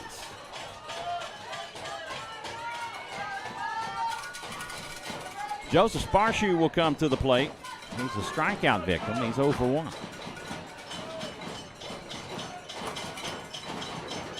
First pitch offering. This is a high fly ball to left field.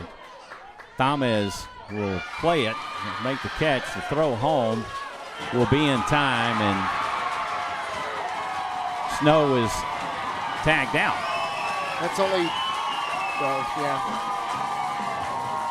yeah, that wasn't quite as deep as it probably needed to be, as he was able to run up, gather himself, and as any outfielder will tell you, the one thing you want to be able to do is have your momentum coming towards home plate as you make that catch. And he had plenty of time to adjust and set himself up so that momentum taking him back made a great throw that basically was waiting on Dawson Snow at home plate. So fortunately not able to take advantage of that leadoff double for the Raiders. And that's baseball. Yes, it is. Great speed from Dawson Snow to be able to try that, but I would have thought that maybe he would have been into the ear and telling him to listen just in case it was a solid throw. Raiders get no runs on one hit, and they leave no one aboard. After 4 complete, we're still tied at 2. Tied at 2. Here at Coastal Bend. Due up for the Lobos, Cerda, Garcia, and Gonzalez back to the top of the order. And again, now we're starting to see each of the offenses have an opportunity to see the pitchers here for the third time. Coco back out on the mound. And he will deal a breaking ball and misses inside for ball 1. Cerda 1 for 2. He has singled and popped up to the catcher. And this one is hit out to left center. Landon Miller will make it to it, and that will do it for Cerda.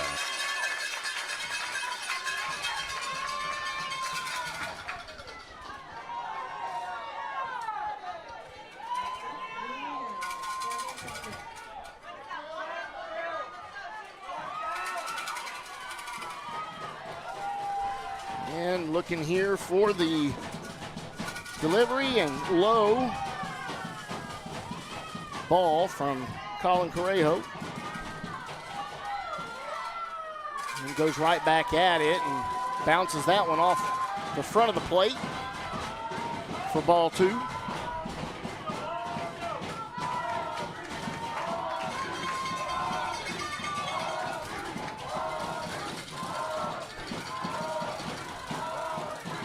And the delivery, swing on and cut, fielded by Blake Gonzalez, who throws across the diamond and gets the throw in time for the out. That'll go 5-3 on the put out of Mateo Garcia for out number 2.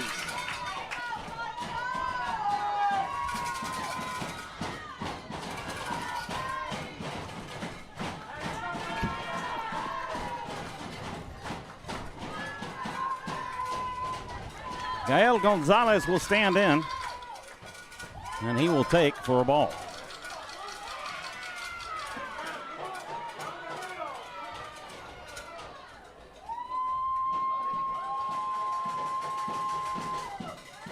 He is 1 for 2. He has singled and grounded to short. 2-0 the count.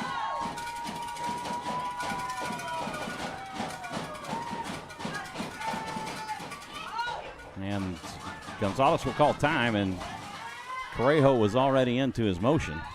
Yeah, he's again getting into a rhythm here, and very rhythmic pitcher. And that pitch misses for ball 3, and Gonzalez with a 3-0 count. And on come the chants. A fastball down the middle for a strike. And just like that, the chants are silenced with a quick strike pitch from Colin Correjo. Rose checking in. Go Rouse. This is lined back up to short. Sparshoot has it. The throw to first in time, and that will do it for Gonzalez. 6-3 on the putout. They go in order in the 5th. You know, and again, I'm saying it, both of the pitchers are settling in nicely and really being very, very effective on getting easy ground balls or just not very strong pop flies, you know, that are just going down without really much effort. So, and we are getting a shout out from Mr. Mike McGee, Easton's dad, to Caden Bobble Juice Kaspar, as he calls him. Bobble Juice? Bobble Juice. And he said, and shout out to Caden Bobble Juice Kaspar and all the graduating seniors. So that nickname came in that whenever he was on the baseball field or softball fields, as he grew up watching me play softball for many, many years. And our head coach called him Juice Box because every time he came to a game, he had a juice box in his hand. Right. So he calls him Juice Box. Well, Mike started calling him Bobblehead because when he was on the golf course with Mike and I playing, his head was big enough and he would always fall over at a young age because he couldn't keep up. And so Bobblehead and Juice Box formed into Bobble Juice. Okay. Well, there you go. Everything you wanted to know about Caden Kaspar and more. There you go, man. All right, Rockman MC, let's go Lobos. Number 12, Joe Cerda from the Cerda family. Narayla Hinojosa, let's go Lobos, you can do this. Herminio Gonzalez back out on the mound for the Lobos as we get the bottom half of the 5th underway.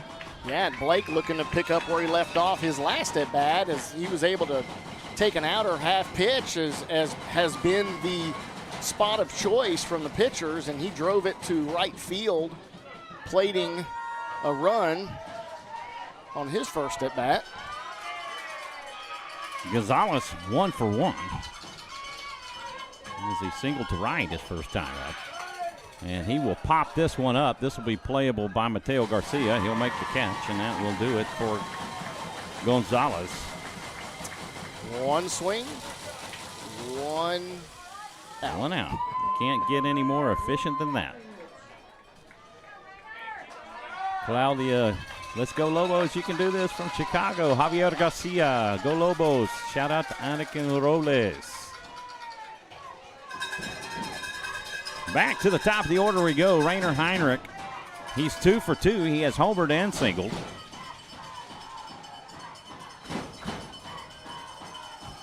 And Gonzalez will deal. Gets the outside corner for a strike.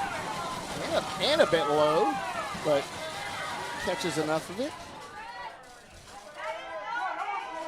Well, he's been consistent between both sets of pitchers. He's just very much so. That's all you can ever ask for.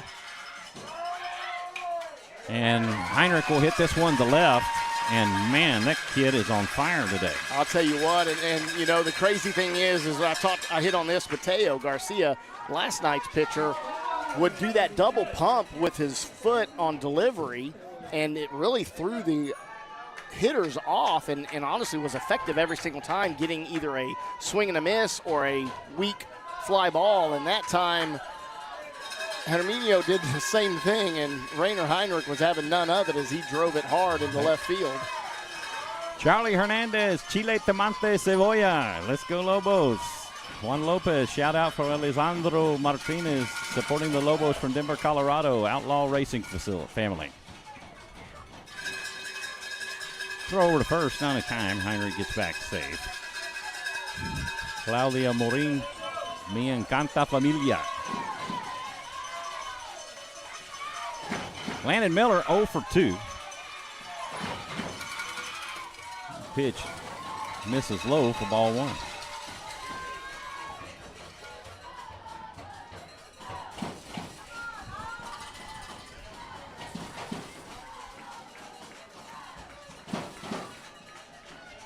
We've got some really fast runners and these 3 batters right here with Rainer Heinrich, Landon Miller, and Caden Kaspar. Yeah, and ultimately just get them on, right? Get them on the bags and give themselves an opportunity to show what they can do on the base path. It's obviously what they strive for every single time, and coach has not broken these 3 up from being 1, 2, and 3 the entire year, even though there's been a little change up, flip-flopping. That pitch misses outside for ball 2. 2-0 the count to Miller. And aside from one game, Rainer has lived in that leadoff spot all year long for the last 2 years.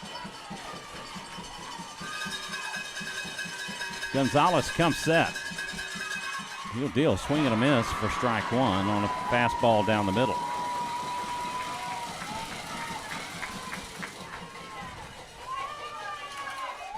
Landon really wanting to break this game open here on one swing. If you like the broadcast, be sure to hit that like button. And if you want to, be sure to subscribe and hit that notification bell if you want to be notified about when we go live. And you can keep up with the Rouse Raiders. And Hermino just doing a quick little throw just to try to let Rainer know he hadn't forgot about him over there at first. Leslie Renault, keep fighting. Lobos, Palmview senior class is supporting you. This is fouled away for strike 2, and the count will even. 1 on with 1 out for Landon Miller. I would love to see Landon be able to keep his hands on the inside there with that inside pitch, keep his hands in so he can drive that ball to left field, and looking for another opportunity to do that here.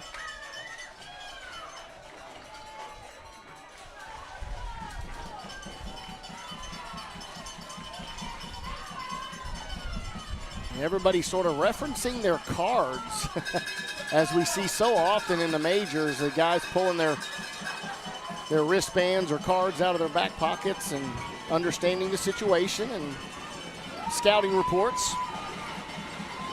Gonzalez comes set.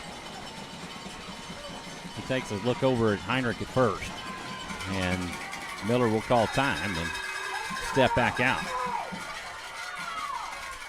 Yeah, long time in between pitches here on this next delivery from Hermino. This game's not moving as quick as it did in last night's contest. No, not at all. Snap throw to first, not in time as Heinrich gets back in safely. Although, honestly, an hour and a half, and we're in the fifth, the bottom of the fifth. So, just has slowed up here in the last few minutes. That game versus Cedar Park last week went 3 hours. Pitch way outside for ball 3.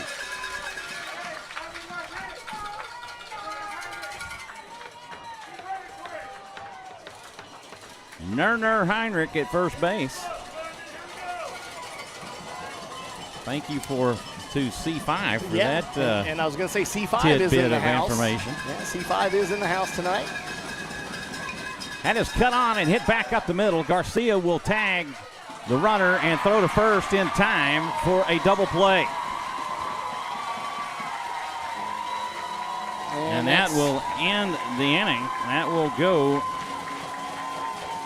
for you 4-3.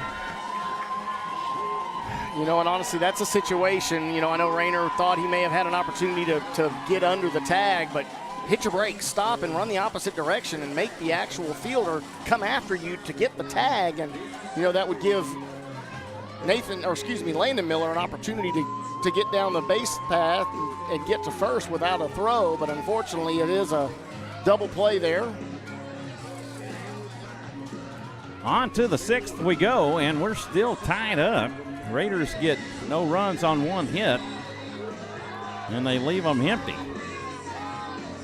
Due up for the Lobos, your 4, 5, and 6 hitters. That's Gonzalez, Villarreal, and Perez.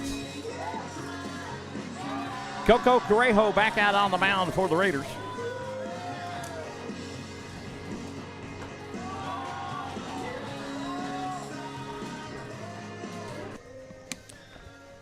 Yeah, and you know, looking at the pitch count here, you know, neither one is really in jeopardy of being run out of this game before 7 innings, as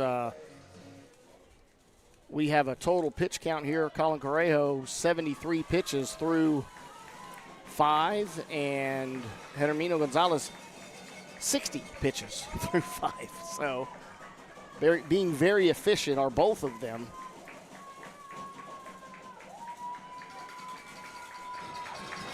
Claudia checking in. Good job, Mateo from Chicago.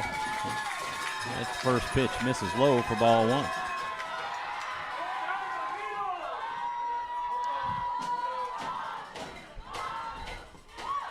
That pitch in for a strike as Gonzalez showed bunt, laid off. He'll get rung up. Yeah, he did. And a quick little look over to home plate umpire as if to indicate that he thought that was a ball as well. Swing and a miss for strike 2. And he does. He comes out of the box shaking his head just like, and that could be more upset at himself for not putting a better swing on that pitch. But again, great movement here from Colin Correjo as he's able to let the bottom come out from under and come up with a whiff. This is hit back up the middle. It'll be played by Gonzalez to throw to first in time, and that will go 5-3.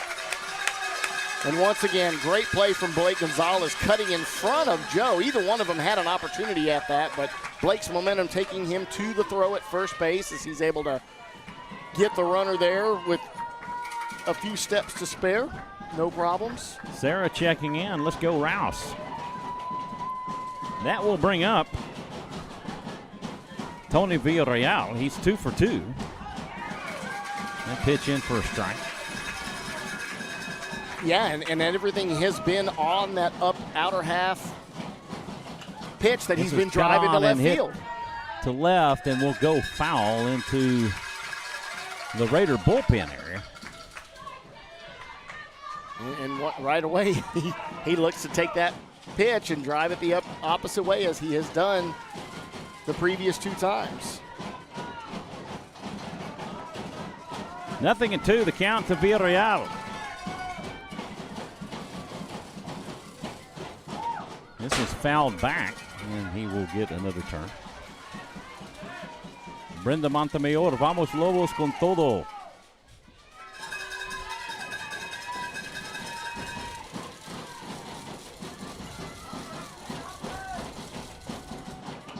This is popped up and will go out of play.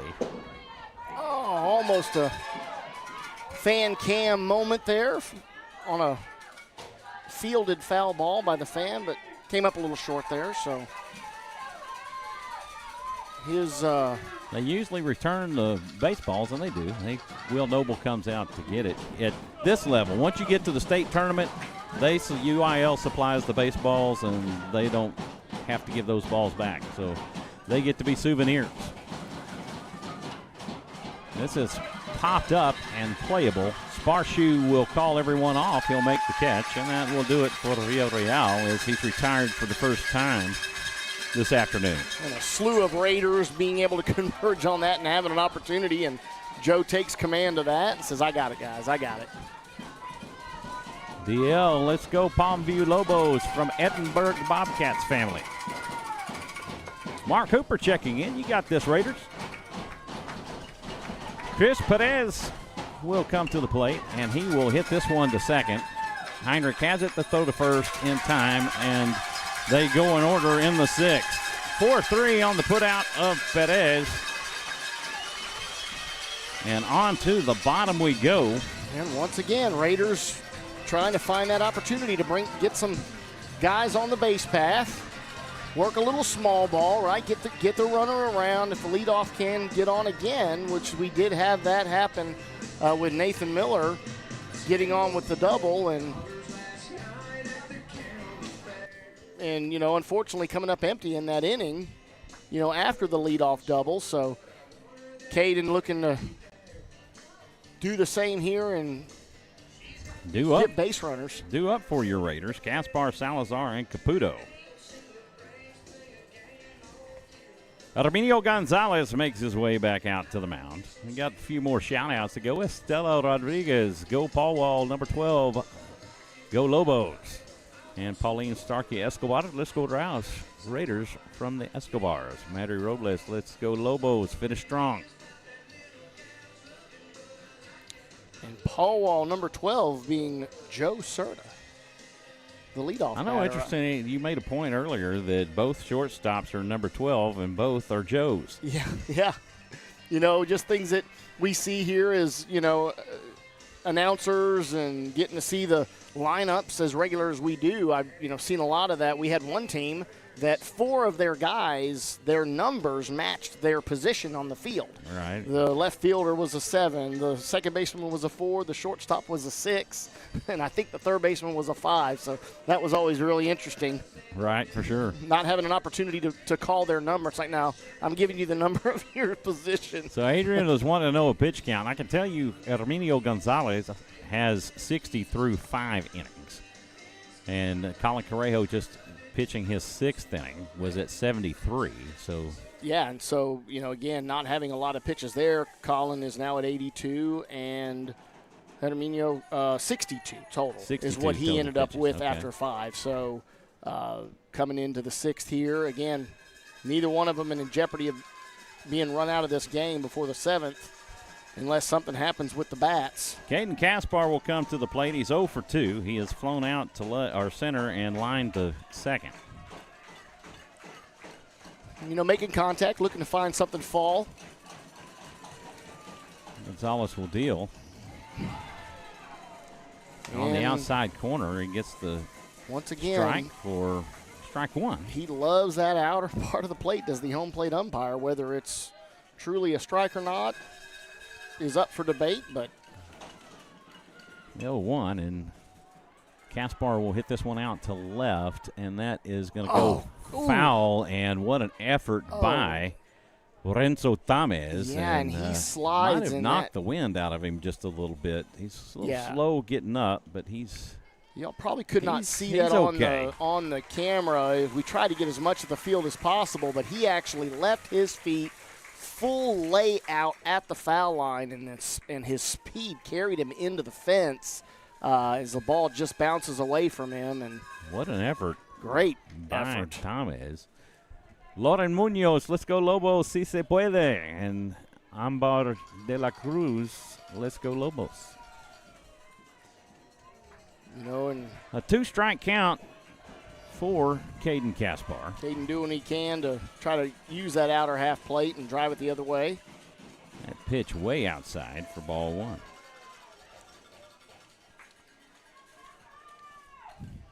He's a bit scrappy sometimes and can foul and foul and foul until he has an opportunity to see a pitch he likes. Osal on deck. That would be Oscar Salazar. Pitch will go to the backstop for ball 2. And that will even it up at 2. And both side batters doing a great job of being patient, knowing that those outer half pitches have been called, but not chasing at something that's well outside the strike zone. And it's been very effective for both teams. The 2-2, this is hit back up the middle. This is played by Garcia. The throw to first in time, and that will do it for Kaspar. 4-3 on the putout.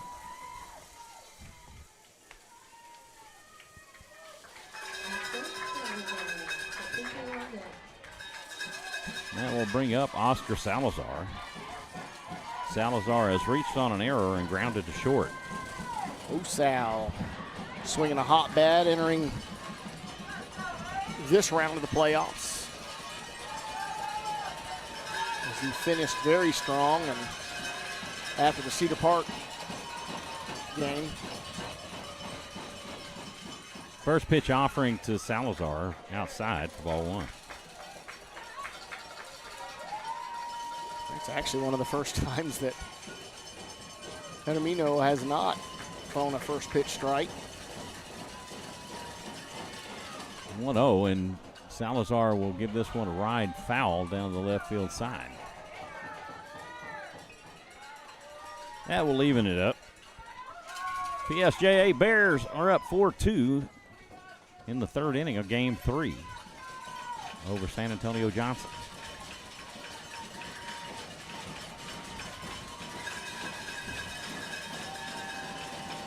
The 1-1 from Gonzalez, that'll go to the backstop for ball 2. He just grabbed his hat and sort of looked at it like, okay.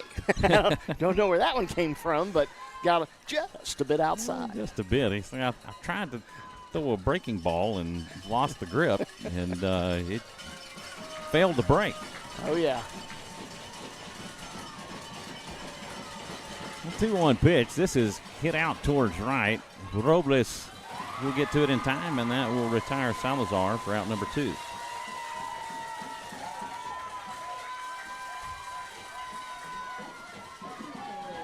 And once again, just a pitcher's duel here as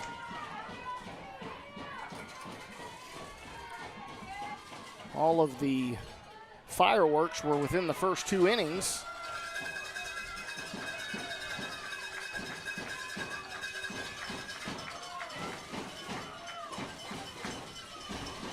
That will bring up Mikey Caputo, and Caputo will take for ball 1.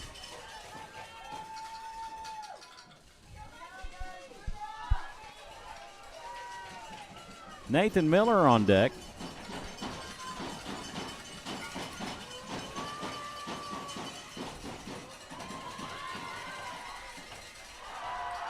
And Caputo able to check his he pulled his bat stab back. at the bunt, and he pulls it back, and But that will be a ball 2. And they appealed to the first base umpire, and he said that he was able to draw it back. Yeah, Josiah definitely thought that bat was still out there. He asked for the appeal. And again, Caputo will show bunt. He'll lay off and take the strike.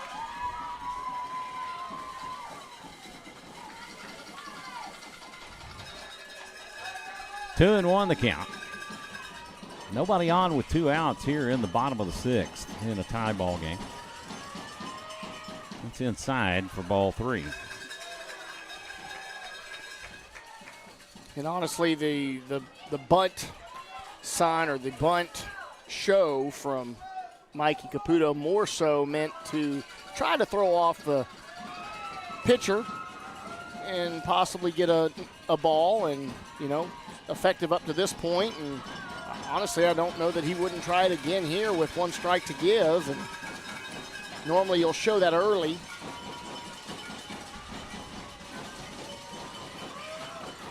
Fouled this one off for strike 2, and the count goes full.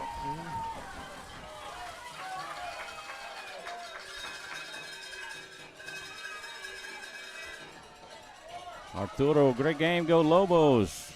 Mary Robles, great catch, Anakin. Let's get this last out, boys. Mindy Graves. Let's go, Caputo. Over the fence. Go Rouse. This is fouled off. Another pitch down the middle. Yeah, wishing it into existence here, the fans. And, right. That would be an awesome sight to see. Would be a long ball here off the bat of Mikey Caputo. Full count. The payoff pitch from Gonzalez.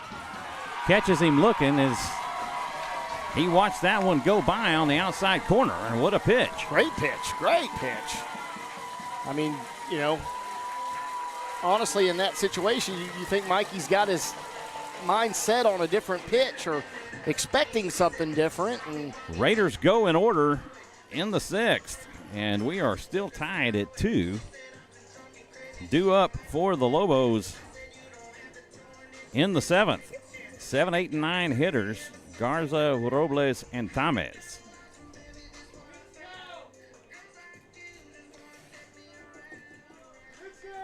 What a contest that's going on. And let's see here. And they're asking for a pitch count, but that's not on us. No. Not so at all. We're not the official pitch count. Right. We're just checking Game Changer. They needs to find out who's doing it. Kenny Espinosa is the pitch count. And obviously, as I mentioned, nobody in any jeopardy of needing to exit this game, as 110 is the max pitch count, unless obviously they start a batter with less than that, and they can finish that batter even if it were a 20 pitch at bat. They are allowed to finish that batter. So as of right now, 77 pitches through 6 innings for Hermino Gonzalez and Herminio. Yeah. And then 83 for Colin Correjo. So very, very similar here, as they are only about 5 pitches off. But again, we are not the official book. Alex Cantu, go Lobos. Claudia, vamos Lobos, si se puede, desde Chicago, Illinois. A lot of Chicago. Yeah, well, Claudia's checked in several times. Or is that the same? Okay. Yeah, it's the same one. Jorge Garza will stand in. He's 0 for 2. He has a sac fly to right.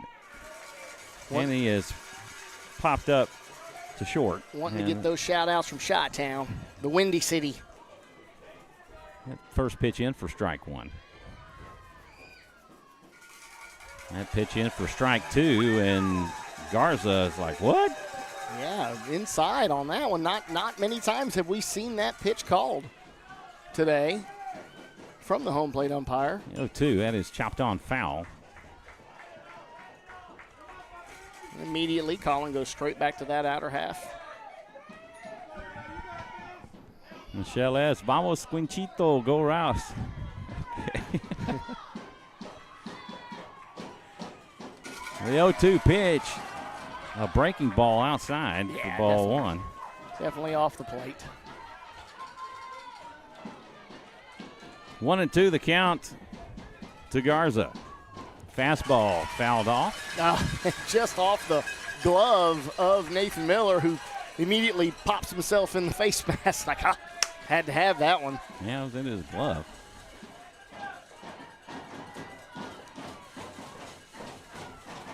1-2. That is a strikeout. A throw down to first to complete the strikeout, and that will do it for Garza. K2-3 on that strikeout. Ivan Garcia, the way this game is going, it would be nice to see a game 3. Yeah, it's been a really good one, I'll tell you. It has been. I mean, the first 2 innings of this game has been the only scoring. We've been scoreless since. First pitch offering to Anakin Robles outside for ball 1. Claudio Rangel, you got this, Lobos. Si se puede. This is popped up into left center, right center, and Landon Miller will play it and make the catch, and that will do it for Robles. And I'll tell you what, as far as the batters go today, aside from, he is the counterpart to what Rayner's been doing on the Raiders side, is he has actually tattooed many balls. Obviously, 2 of those being foul, but that one, he put a charge into it, and honestly, I thought it was going to be a little deeper as Landon was able to really get a good beat on it early and make the play. That'll bring up Renzo Tamez. He's 0 for 2. He is grounded to third and second. First pitch in for a ball.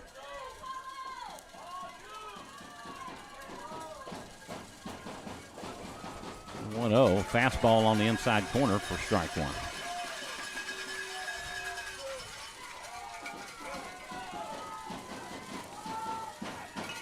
This is hit back up the middle. Sparshoe has it. The throw to first in time, and that will do it for the Lobos in the 7th. 6-3. And they go in order. On to the bottom we go. Yeah, and I'll tell you what, Lorenzo Thomas running that one out. Great play from Joe Sparshoe, and as he crossed first, he gave himself the safe call, and he looks at his base coach, and he sort of looks at him and shrugs his shoulders like, no, sorry, buddy, it wasn't in time. So, very, very frank response, and, good opportunity, good try, though. He was definitely trying to get every opportunity he could to try to get there ahead of the throw. Herminio Gonzalez will make his way to the mound to pitch the 7th. Linda Lopez say it in like a singing voice. 2-out rally. Well, I'm a little late for that one. 2-out rally. Oh. Yeah.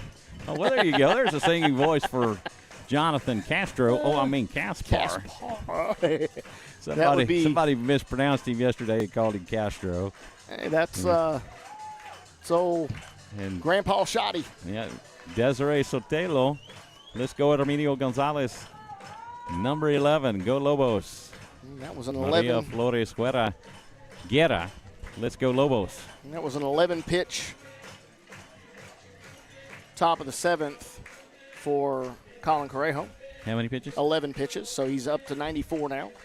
So, again, has the opportunity to come out if needed, if the Raiders are not able to bring a run in, obviously this being the bottom of the 7th, as the high school games are 7-inning games.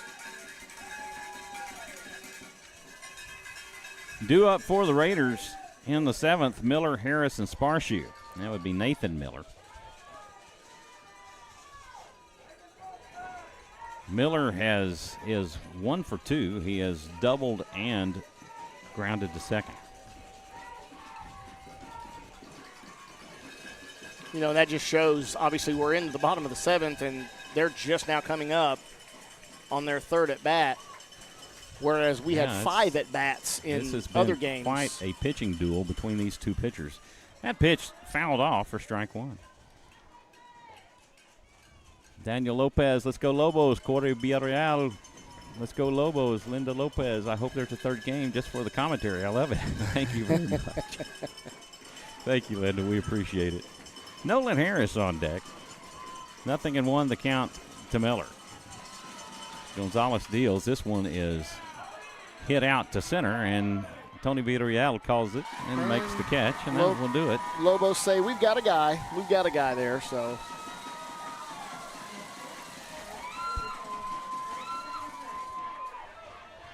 That will bring up Nolan Harris.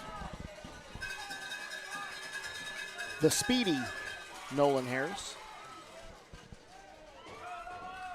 Not that anybody would say unhitch the wagon to Mr. Harris. And he will line this one to left, or to right rather, and he will beat it out. And that'll be a base hit. What a play by Anakin Robles to throw that in. He knew it too. He knew he definitely knew what he was dealing with on the base path, and he gave it a go, with that being a very crisp hit off the bat of Nolan Harris out. They're going to bring another pinch runner in for Nolan Harris, and that would be Tyler Espinosa. Tyler Espinosa. Tyler Espy. They have an awards ceremony named after him. The ESPYs. Oh, the ESPYs. I'm sorry. I'm not. Come on, Francis. I mean, I don't watch a lot of ESPN, so. My dad joke for the night. Yeah, I'll be here all night. Thank you very much. Joe Sparshoe comes to the plate. He's 0 for 2. 1 on with 1 out for Sparshoe, and he will pop this one up, and it will go back out of play. Yeah, not missing that one by much, as he was really looking to turn on that and send it deep, but just a hair under it. And looks like we've got Blake Gonzalez on deck. We have somebody in the bullpen for the Raiders, and honestly, it looks like Trey Schluter. Throw down to second will not be in time, as Espinosa will pick up a stolen base. And just like that, we are a deep base hit away, something that can possibly find the grass in a gap with the speed of Tyler Espinosa. And that pitch missed for a ball. It's 1-1. Count to Little Shotty.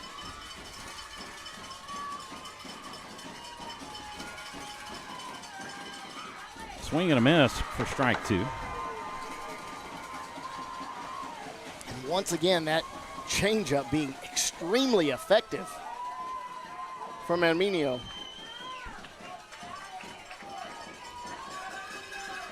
One and two the count to Sparshoe. Gonzalez comes set. He will spin off and look Espinosa back to second. Joe Lopez checking in. Let's go Lobos from Riverside, California. We got California, Chicago, Cuba. We had Mexico yesterday. Sparshoe will lay off. Yeah, they thought that they wanted it. Well, he's called that a strike several times. He has, and Josiah I can understand what they're talking about. But Josiah sure. even knew it. He was like, oh, he wanted it, but he realized it was definitely outside. But for sure, they're gonna keep testing those boundaries and testing that call. And 2-2 the count to Sparshoe. And of course, Josiah Gonzalez comes set. Immediately he sets checks up Espinosa outside. at second, and he'll come home high and outside for ball 3. And he's setting up out there, trying to. And this is the one where you can barrel up one and just send it down the right field line, as Anakin Robles is playing pretty well off that first base line. The payoff pitch, that's chopped on and hit the third. The throw to first will be in time. Miguel Gonzalez will play it. That will go 5-3. On the put out of Sparshoe for out number 2. And a great job of Gael Gonzalez looking the runner back, as he knew he had a bit of time with a strong arm to get the runner. And Tyler had to retreat to make sure not to get thrown there, and still able to get Joe Sparshoe. So that will bring up Blake Gonzalez. And again, similar situation. He was able to plate the first run for Rainer Heinrich on deck. Gonzalez will come home with it for a strike.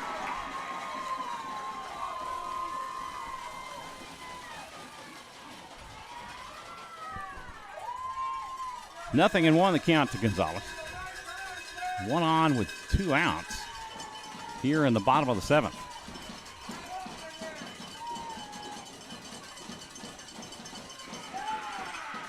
And Gonzalez will hit this one out to shallow center field. Trey Villarreal not able to get to Ball it. And game. Espinosa rounds third and will come home to score. And your Rouse Raiders Ball game. have taken game 2 over the Palmview Lobos Wow. on a bloop single by Blake Gonzalez. Wow. And he is being mobbed across the field. And I'll tell you what, Wow. Tony Villarreal Made an knowing outstanding what was effort. on the line, doing everything he could, driving in on that, sliding under, trying to get the glove under, and it just misses. Wow, wow, wow. And you see the emotion on the field by both teams, and I mean, it even breaks me up seeing these Palmview guys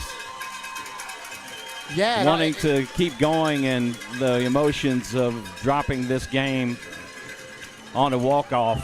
And I'll tell you, Michael, we talked about it earlier, and I think you had mentioned to me that this was one of the deepest runs that they have ever had in the playoffs. And honestly, me watching these guys, both offensively and defensively, they are solid. They are solid top to bottom. They're extremely disciplined at the plate, not offering at outside pitches, fouling off things. They're very solid defensively on the infield, as I have not yet seen them really make any crazy errors. Even when they didn't get a double play, they always made sure to get that lead out and get one out every single time. And, hats off to them. Played smart baseball. Great what team. An outstanding effort by Herminio Gonzalez on the mound for the Lobos this afternoon.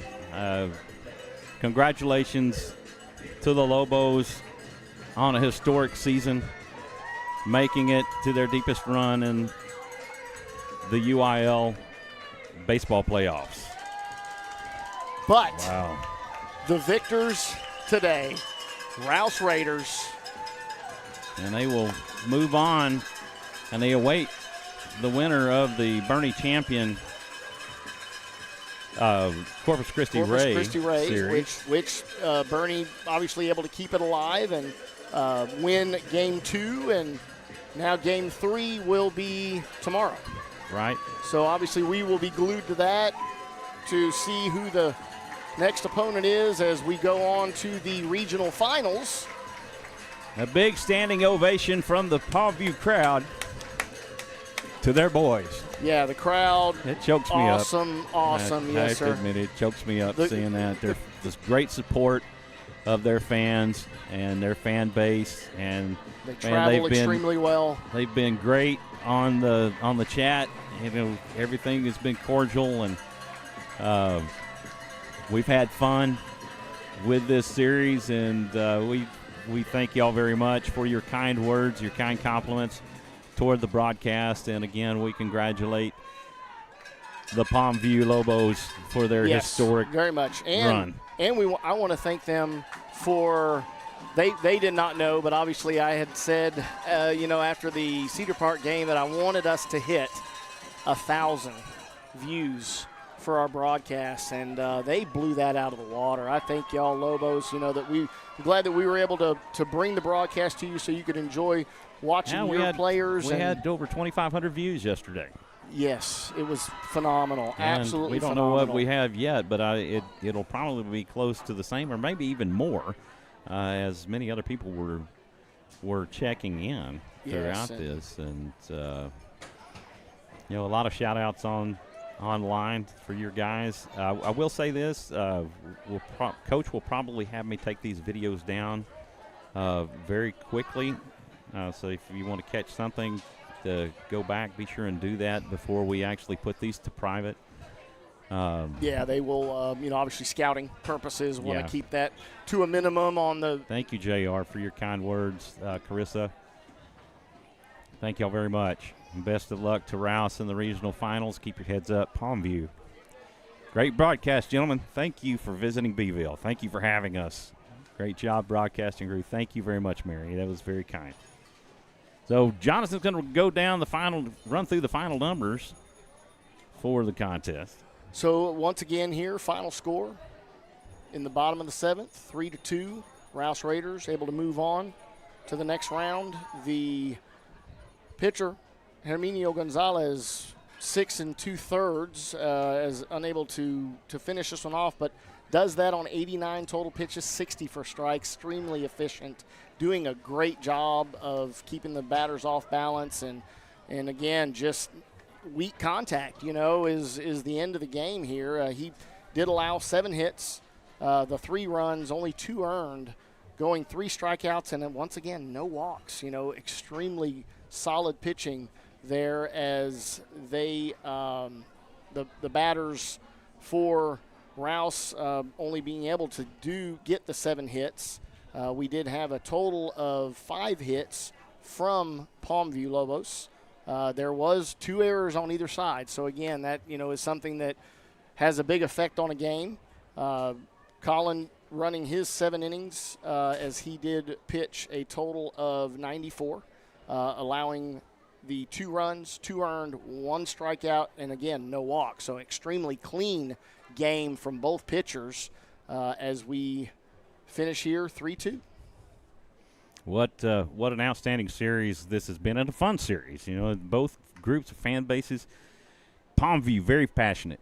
They're very impassioned fans here in the stands. Nobody's being ugly. They're just rooting for their players, and yes, their support has been. It means so much to these players. Oh, absolutely, absolutely, so much. It's been a huge support to their players, and wow, tip of the cap to every one of y'all. Arturo, thank you very much for your kind words, and many others that are coming through. Thank you all very much for your compliments on our commentary. We're glad to have been able to bring this game to you, and hopefully we'll be able to do the next round as well. Most likely not. NFHS will probably pick up the regional final rounds, and so they will deny the video rights to everyone, and it'll be audio only probably from here on out. They won't give them to us at state. That'll be an audio only broadcast, but this one was able to be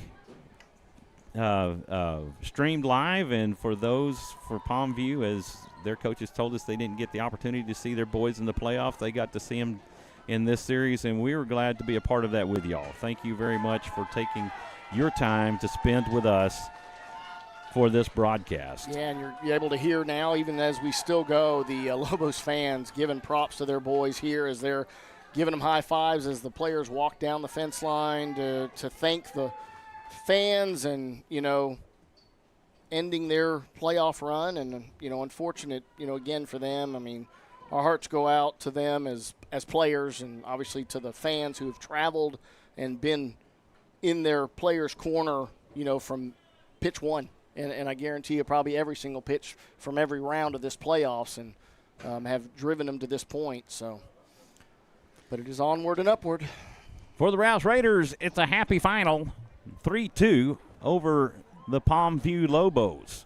And we will give you the details and send out that information as soon as we know it. As Jonathan mentioned, I believe Game 3 in that series, and we can look at Texas high school baseball to let you know what time that game is, and I can do that right here, right quick, Jonathan. Oh, okay. You probably already have it up, don't you? And look at these results. And let's see. Bernie Champion Saturday at Jordanton at 1:30. Okay, so we won't know until 1:30 tomorrow who the Rouse Raiders will be facing in the regional final series next week. Jordanton being obviously the site of our Game 1 that we had. So a beautiful complex over there, just north of our current location, and just south of San Antonio is Jordanton. So, for Jonathan Kaspar, I'm Michael Francis. Thank you for tuning in and watching Rouse Raider Baseball. And for today, Palmview Lobo Baseball on SHN Sports. That's right. Good night, everybody. Good evening, everybody. Bye-bye.